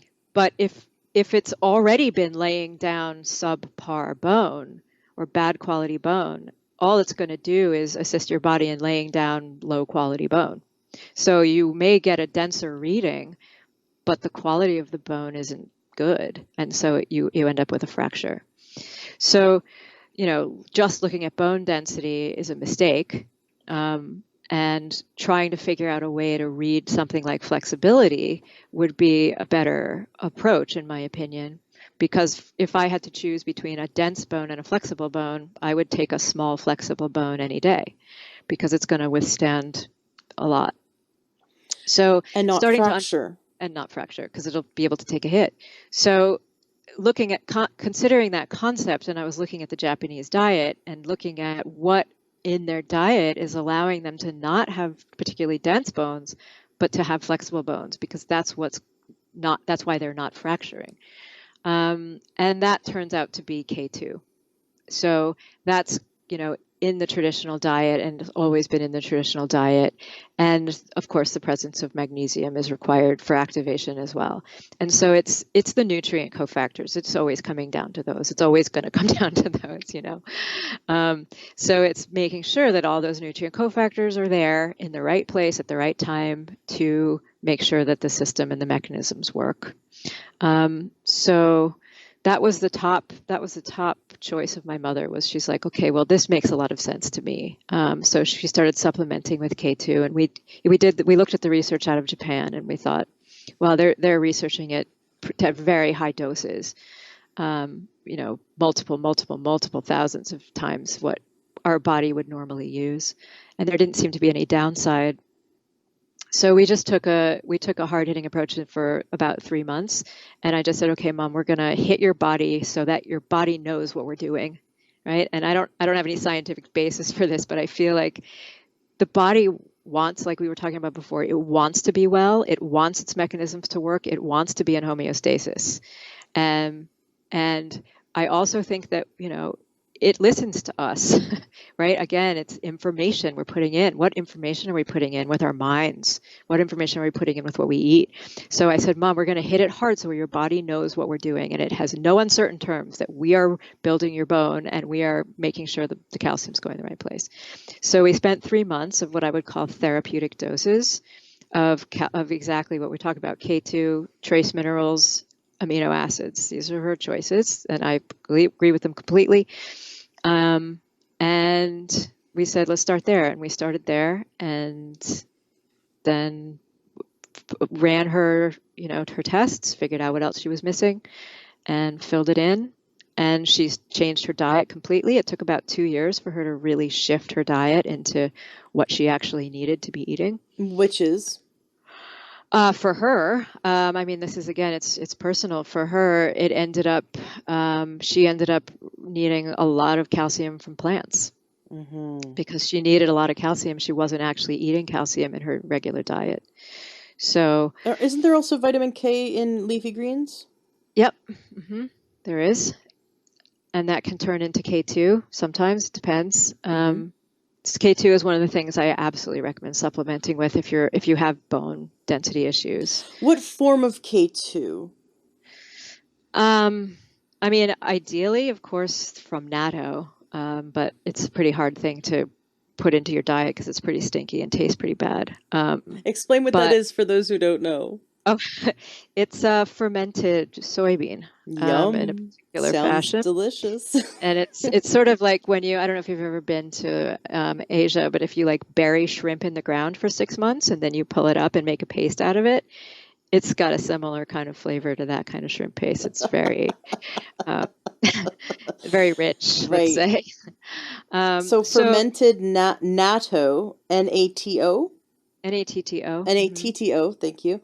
And where would one source that, or can you make it yourself? You can make it. It's a process of fermenting beans, and it's stinky. It's a hard thing to do. You can do it. You can find it occasionally in some co-ops. I've seen it, and you can also buy the powder. So that's another way to go is just to buy the powder. It's not as stinky, and it actually tastes sort of caramelly. Ooh. So it's kind of good. How did your mom source it? Or how did she eat it? She actually started with natto, and then was like, I don't know if I can do this for too long. So we went to supplements. We went to the bacterial fermented supplements, Mm-hmm. and that they worked. I mean, everything worked well for her. So I've yeah. heard natto's kind of a miracle food. If someone wanted to eat natto, so it's a paste, how would they how much would they want to take? How would they cook with it? Do they turn Well, it into a it's tea or a no, soup? it's a maybe it comes in a paste, but the traditional format is a fermented, like a fermented bean porridge kind of breakfast thing. Oh, okay. Yeah, so you just ferment the beans. It creates this really mucilaginous like gel around it. It's really That's what I want for very, breakfast. very appetizing. Um, but some people get used to it and then they love it. It's one of those things where when you break through the barrier, you're like, how could I live without it? Can you Apparently. cook it, or does heating it deteriorate the vitamin K? I think heating it too high will kill the bacteria. Okay. So yeah, So I could probably look up recipes. Maybe I'm thinking make a congee with it, but just add it at the end so it's not too hot, or maybe. I mean, I yeah, think there's the Japanese tend to eat it, I believe, in just a very traditional, like this is how we eat it. like Their just like a meat, cold soup, like a like breakfast like a dish, like porridge. yeah, that kind of thing. Okay. I'm sorry, I don't know about any other recipes. I think it's so specific a flavor that it's hard to It's kind of like cook just with. get it down, Yeah. right? It's so funny. My mom worked with um these people from Asia who owned this company, and many years worked with them, had a great relationship. But and we had a cottage. I'm from Canada, and in Canada, like especially Ontario, many people have a cottage. It's like a second home, but like out in nature, right?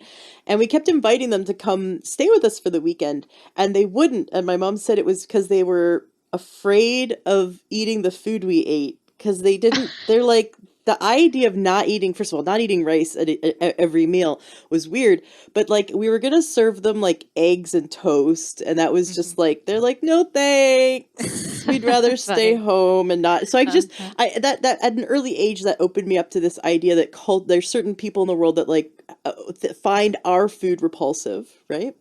Yeah, And so absolutely. we need to kind of open up our, especially if like our body needs nutrition. Let's look for those cultures that eat food to prevent disease, and let's try to open up our repertoire to include, our palate to include what they do medicinally, Mhm. um, and just see what happens. I think especially if we could get our kids to eat it, they might be able to grow up eating it. So I'm gonna see if I can find it at our co-op or have our co-op order it. Yeah. And I'm gonna try it for myself. I've never had it, but I am. Can you shoot yourself on video doing that so we can all I watch? will absolutely do that in the Facebook Okay, group, that'd be the great. Learn True Great. Health Facebook group. I will go live and I will eat natto for the first time. But you know what? Right. I'm kind of one of those kid. When I was a kid, I'd eat anything, like anything, you know. So there was nothing I wouldn't eat, and my dad loved that. So he'd take me out to like really weird Asian restaurants and like feed me like the really weird stuff. And like so, I'm just never a picky eater. That wasn't my problem. So I don't know if I. Anyways, this will be fun. I will Yeah. love eating natto. Okay, so vitamin K2 is incredibly important. Getting it from leafy greens, especially since you're also going to get some cofactors like calcium, is very important. What other things are just generally great ideas to incorporate into our diet? Generally great ideas. I mean, again, it sort of just depends. I mean, this is the process of looking at what you have in your body and what you don't have, and looking at your genetics and saying, well, what's Yeah, actually functioning here? And yeah, and this is, it really is the case that there's, in terms of nutrition, everybody's different. What do you process? I don't know.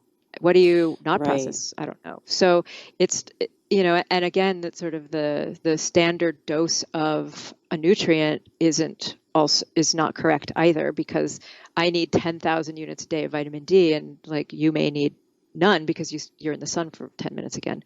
So it's not, there are the general recommendations, which are all good, like eat most plants, right? Everybody needs to eat a lot of plants. um, Keeping things as whole source as possible, the basic things that we all know, for the reasons of the complexity that I was speaking about earlier in the dynamics of the formula, the herbal formula mm-hmm, for malaria. That same concept applies to food, and the complexity of the natural sources means that we're going to get the enzymes that we need in order to digest the things that are there, or, for example. So staying close to whole sources is always a good idea. But again, finding out, what you need is actually not a bad idea. yes, You absolutely. know? What about water? Obviously, dehydration affects everything in a negative way. But what about the quality of water, like avoiding sodium or sodium fluoride, which Mhm. I've heard the body kind of gets confused with this kind of fluoride in the water and ends up harming the bone system, but also the skeletal system, but also it does things to the pituitary gland and to the thyroid. Right. So what about chemicals in tap water? Yes. I mean, this is the problem with the world that we have created. It's dangerous. We've created a dangerous world. So, it's a problem. Filtering the water is probably not good enough, and these are the difficulties of it. I think that there are some small water filter producers who make filters that actually do a good enough job for you to filter the tap water. Um, so, investigating those and figuring out what's actually going to work if you're gonna drink tap water. Finding clean sources, testing your water, something I tell people to do just so you know what you're dealing with. All of this is so important. And this is coming back to the information that we're giving the system, and saying, well, what's the information I'm putting in? And with the food production, who knows what information we're putting in when we're eating processed food? I don't I don't know what that information is. The body doesn't even know what that information is, right? And what's in the water, every single substance that's in that water is going to say something to your body.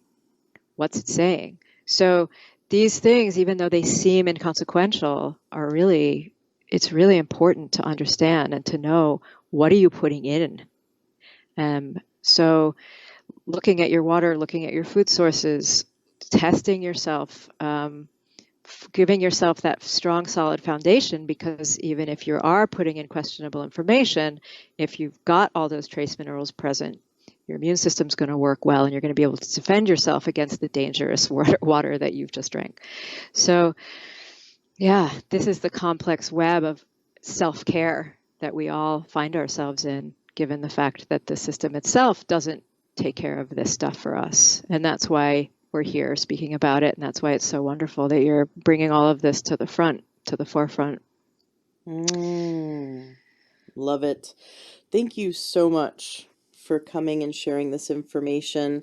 I totally agree with you. We need to like look at the world we've created and look at the chemicals and look at the, for example, the pesticides and the chemicals that we're spraying on our quote unquote conventionally grown food. I think that's hilarious because our grandparents, to our grandparents or to our great grandparents or to our great great grandparents, conventionally grown food was organic. Okay, what we Right. now consider organic, although there's over 2,000 chemicals that have been approved under the certification of organic. So even then it's questionable. But get organic, get local as much as possible, work with biodynamic farms, as close to farms as you can. Luckily, I live in a state where I can actually go to a farm and actually get my food from the farm. So if you can do that, Great. if you can figure out how to do that, do it. That and if you can source some kind of food boxes that are coming direct from farms, that's great. Organic as much as possible. But these chemicals, a lot of them are chelators, so they bind to heavy metals, they bind to even minerals and wash them away from the soil. And then if we consume them like glyphosate, they will release heavy metals into our kidneys and brain. So this is just what we think is safe when we go to eat an apple or go to eat some corn, what we think is safe or even a healthy food. A conventionally grown apple, they've had it tested as up to 50 different chemicals. These are man-made chemicals. The body doesn't know what to do with. The liver gets clogged up. Right. These chemicals are endocrine disruptors. They harm the harmony in the body, right? And so you're teaching us how to bring the body back into harmony, back into balance, support the body's ability to be strong and heal itself. And one of those things is removing what is in our way as much as Right. possible. The insults. I mean, and this is coming back to the, you just mentioned the liver, and what you just said implies that everybody's, and this is just to be clear, sort of your liver gets clogged up because it's trying to detoxify all of these things. That's implying that everybody's liver naturally functions perfectly anyway, which just simply isn't even the case. I mean, I've never seen a genetic run where every CYP genetic is perfect. There are polymorphisms all over the place in liver function. So you have, CYP pathways in the liver detoxify all different sorts of substances. There isn't one pathway for all substances. There are different pathways for different substances. And each of those pathways has different genetics.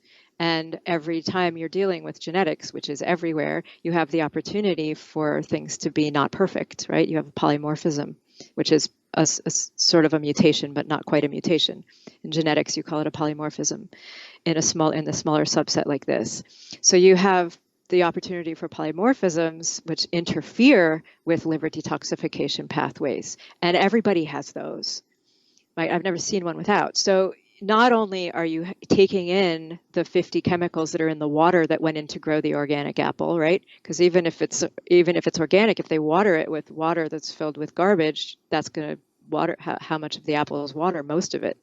So you're going to eat that apple and you already have impaired liver detoxification, because most of us do anyway. And then each liver detoxification pathway itself has separate combinations of nutrient cofactors that are required, including amino acids for phase detoxification. So if you're missing any of those, so you have an insult that you've taken into your body, you're missing some nutrients, either because you don't eat it or because of your genetic component, then your liver detoxification is impaired with polymorphisms in your genes for detoxification, so it's impaired. So you've got 3 places already. You've just eaten an organic apple, but you have 3 places where you could potentially run into huge amounts of trouble, right? Which is, it's crazy. That's crazy. But that's the truth of this pattern and this system, is that it's that complicated. And that's in a healthy person, right? That's somebody who's me or you, who's walking around feeling good, feeling great, having a wonderful life.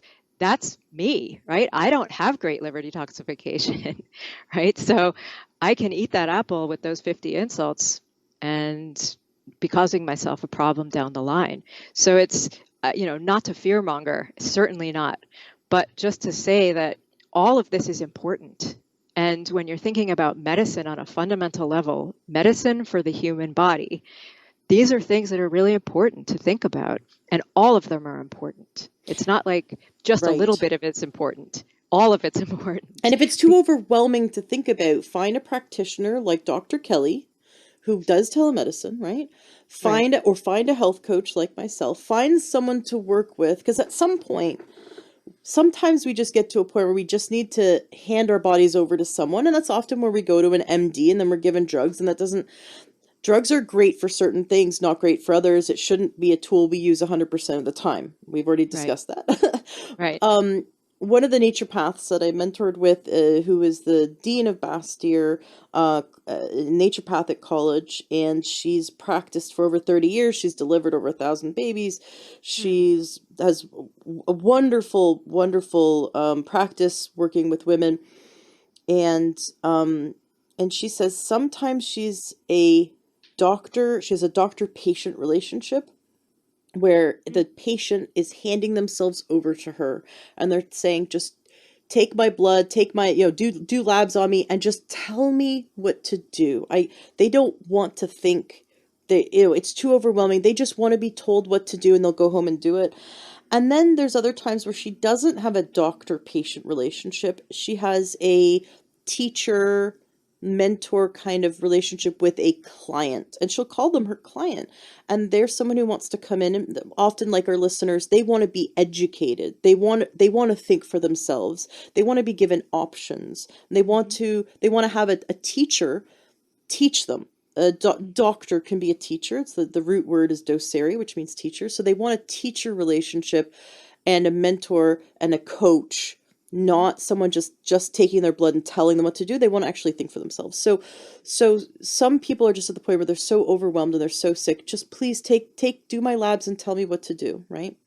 Right. And you can provide that. And then for those Absolutely. who want to learn more, get the book, and you can also have that relationship with them. And I think it's really important that we understand that distinction, that we could ask our doctors, be it naturopath, osteopath, chiropractor, a doctor of oriental medicine, we could ask our doctors to be our teachers, and give us options and show us studies, and let us think for ourselves. If we are at the point in our life where we want to be educated and we want to navigate this world, and think deeper and spend time on this, but if we don't have the energy to, we can hand our body over. We just have to make sure we hand our body over to the person who's going to guide us to the outcome of the optimal health.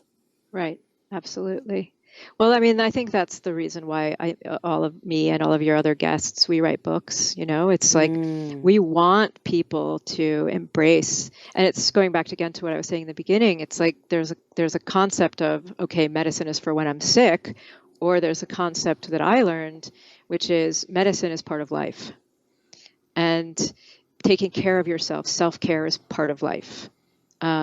And when you look at it that way, and when it becomes part of your life that way, it gets very rich, of course, and you explore a lot of things conceptually, but you also really you learn to care for yourself this way. And so writing books for people and sharing this information is really just saying, here, like, step into this beautiful, rich world of self-care. And here, let us help you, let us guide you with this. And it's, that's why I write books, because I want people to be able to, even if you are in a crisis point, you're going to come out of that crisis point, right? And when you come out of that crisis point, you can't go back to the way you were that got you to the crisis point. So you have to then step into this world of where self-care becomes fun, right? Or ritual, or whatever it is that works for you. So providing information for people in this way, again, to make medicine is a hard word to use. To make medicine part of your life sounds a little cold, but I think you understand what I mean. It's like taking care of yourself on a daily basis with the food, with the air, with the water, with the thoughts, right? With the process of the Mm, thinking.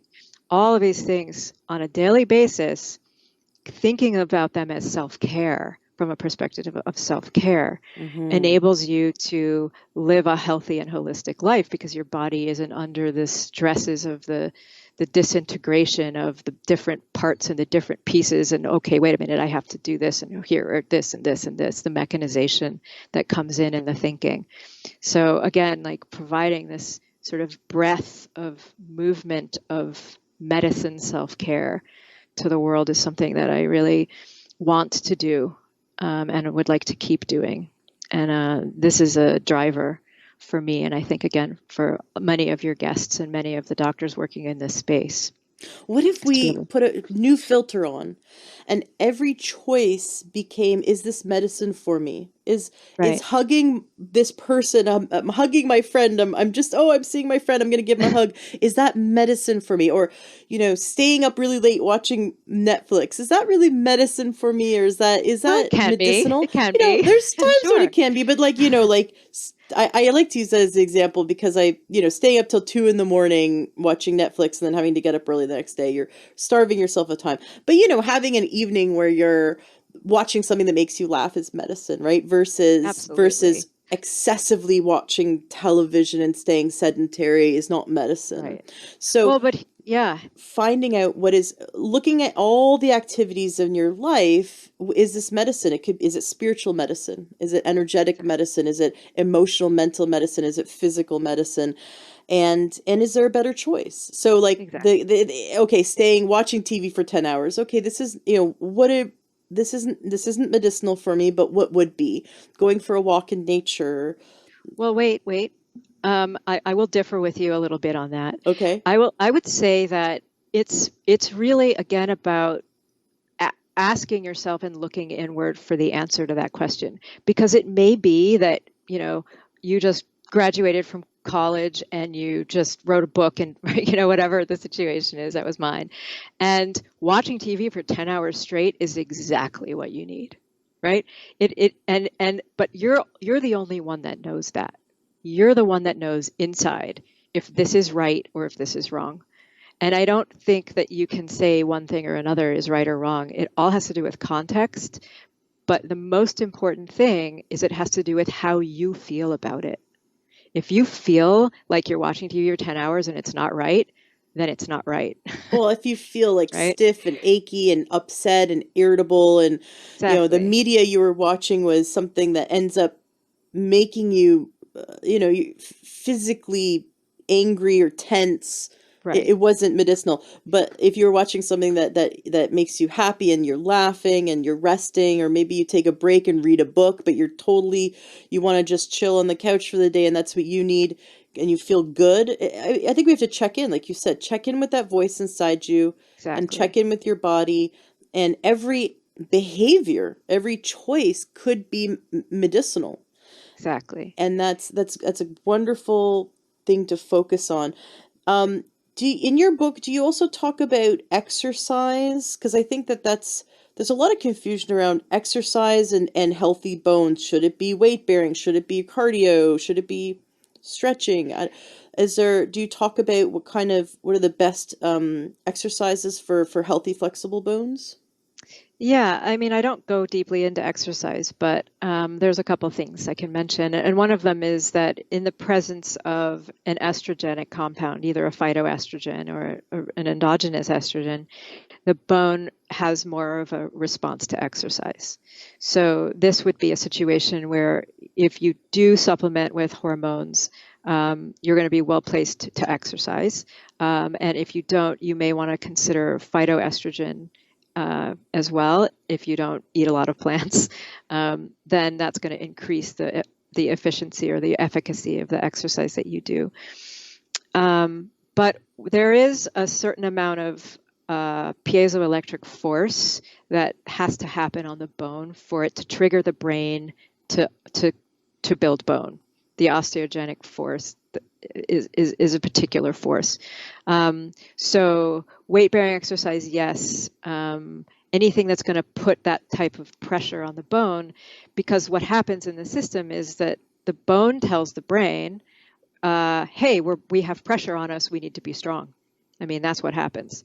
So when you're putting pressure on the bone, if you're jumping or if you're dancing or running or anything that's putting pressure, tells the brain we need to be strong. And if you just sit around, it tells the brain we don't need to be strong. So it's really that communication happens, and it's really that simple. So putting that pressure on is something that you have to do for your whole life, for everybody, regardless of what issues you have. We all need to keep our system moving, and we all need our brains to think that we want to use our bodies, because if the brain thinks we're not using our bodies, it's going to stop building them.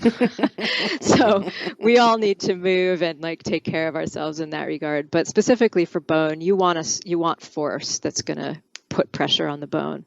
Mm-hmm.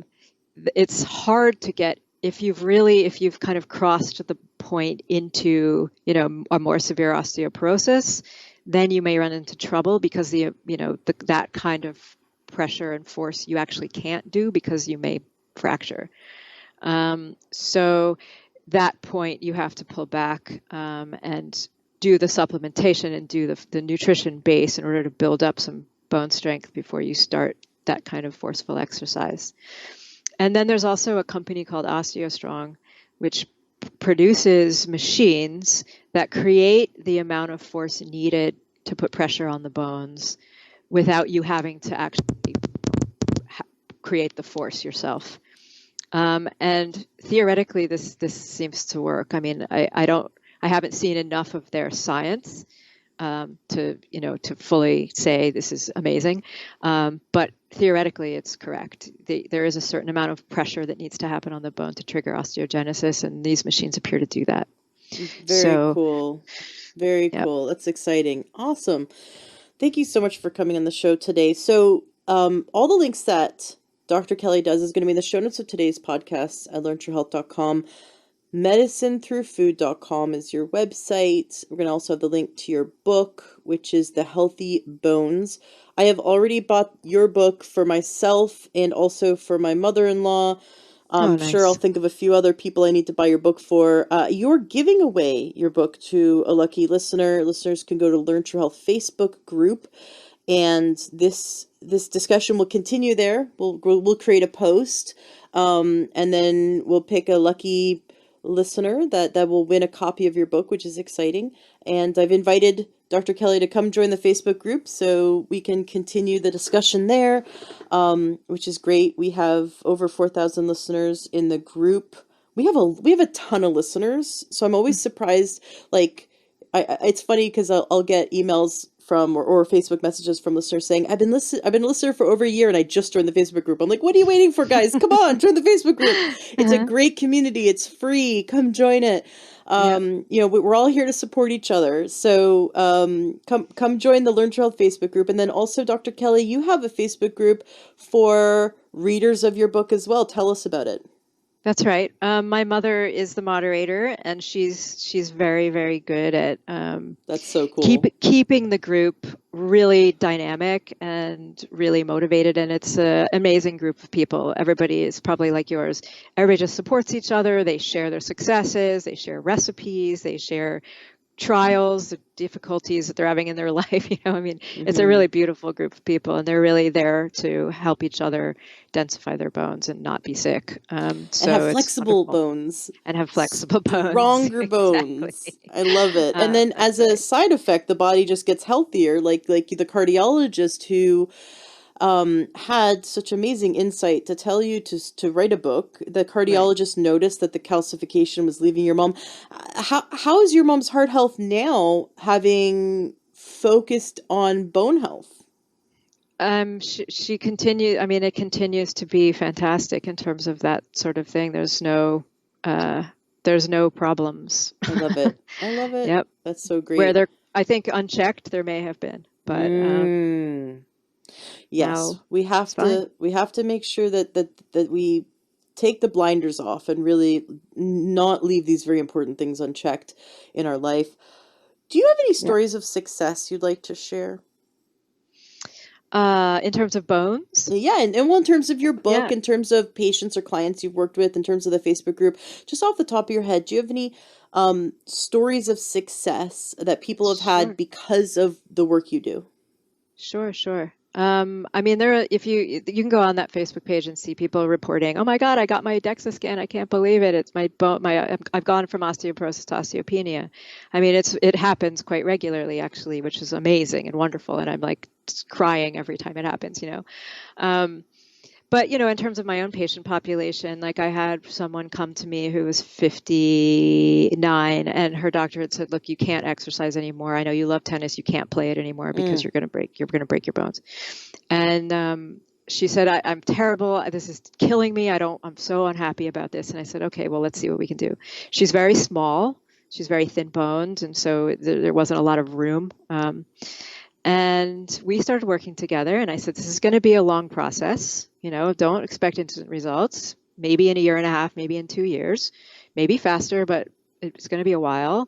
And she was very active in her own care, and she was a mix between what you said, a client and a patient. She wanted to know what to do absolutely right away, but then she also wanted to understand.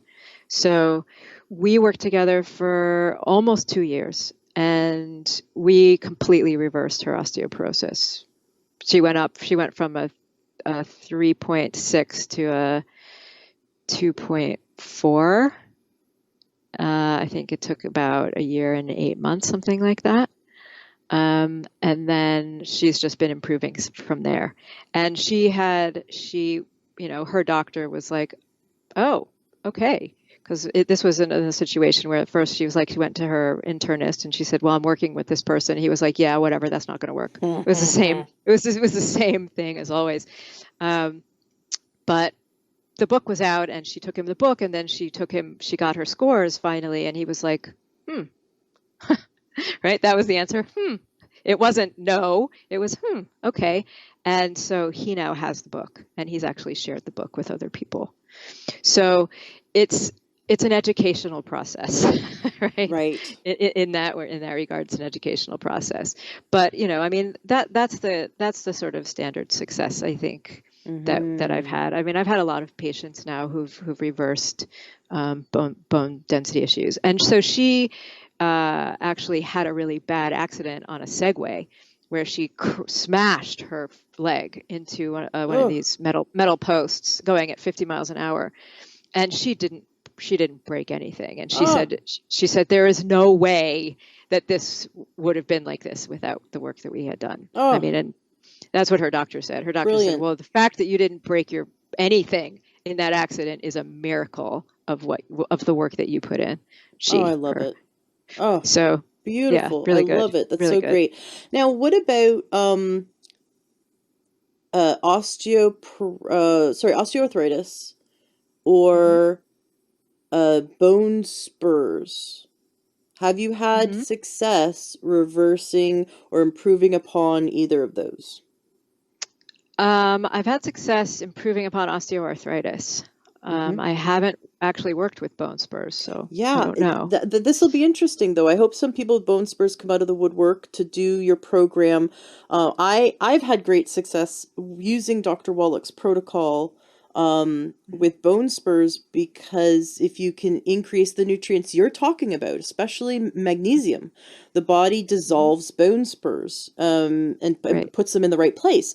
So Hmm. that's something really interesting. Hopefully, some people will come forward and share their experiences working with your protocol in laying down bone healthfully.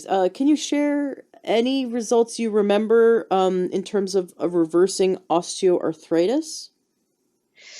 I wouldn't say reversing osteoarthritis. I would say improving function and improving, sensation of difficulty or pain. Mm-hmm. Um, and this is actually has more to do with using herbs.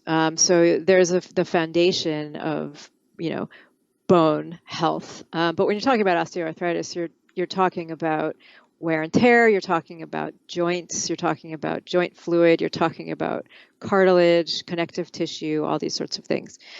So you have, other than bone, right? You have all of these other pieces that you also have to work with. So you want to lay the foundation, of course, the nutrient foundation for bone health and for connective tissue health. But you also, what I do with that is I also use herbs at this point. External herb poultices in about 1200, there were Shaolin monks. The Shaolin monks were famous monks in China, and they were martial arts. They developed martial arts, basically. They took it to a new level. So the Shaolin monks were martial artists of the highest caliber. And because they did this martial arts work all of the time, they injured themselves all the time. So what they developed was trauma medicine for martial arts injury, which is the same as any sort of trauma medicine. You break your leg, you have bruises, you whatever. You the formulas that were written at the time were written with the titles such as formula for hitting the back of the neck with a metal shovel, right? This kind of thing. It's pretty hilarious. And so you have these very interesting names on these formulas, but they were very specific to different types of traumatic injury. And so what I do is I take that trauma medicine and apply it to things like osteoarthritis. So you have the basic bone foundation, like the protocols in my book, but you also have working with the trauma of the system and the body at that point. So you can, one thing that's amazing about herbs, which is not available in Western medicine, and I've done this with many people, is that when they have surgery, what you're doing is you've damaged your tissue when you have surgery, right? There has to be a repair process.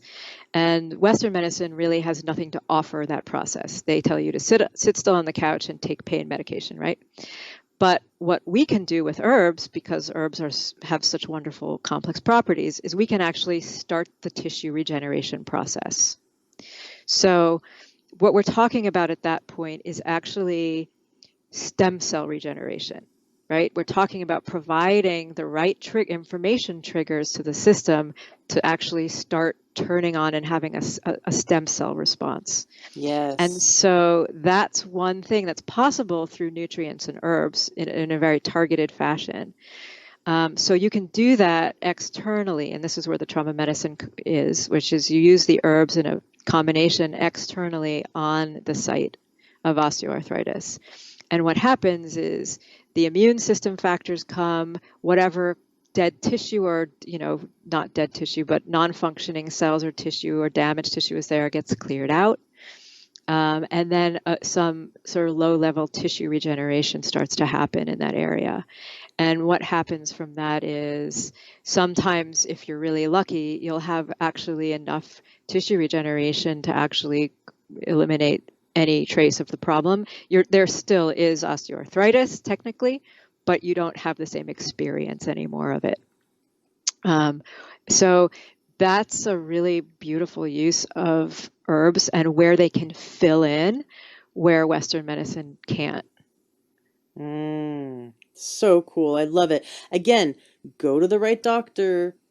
Right. If you would never get this kind of medicine, right, from seeing, I don't know, a chiropractor or an MD, right? You got to go to the right doctor for the right problem. So have an arsenal, have a team. Absolutely have a team of doctors.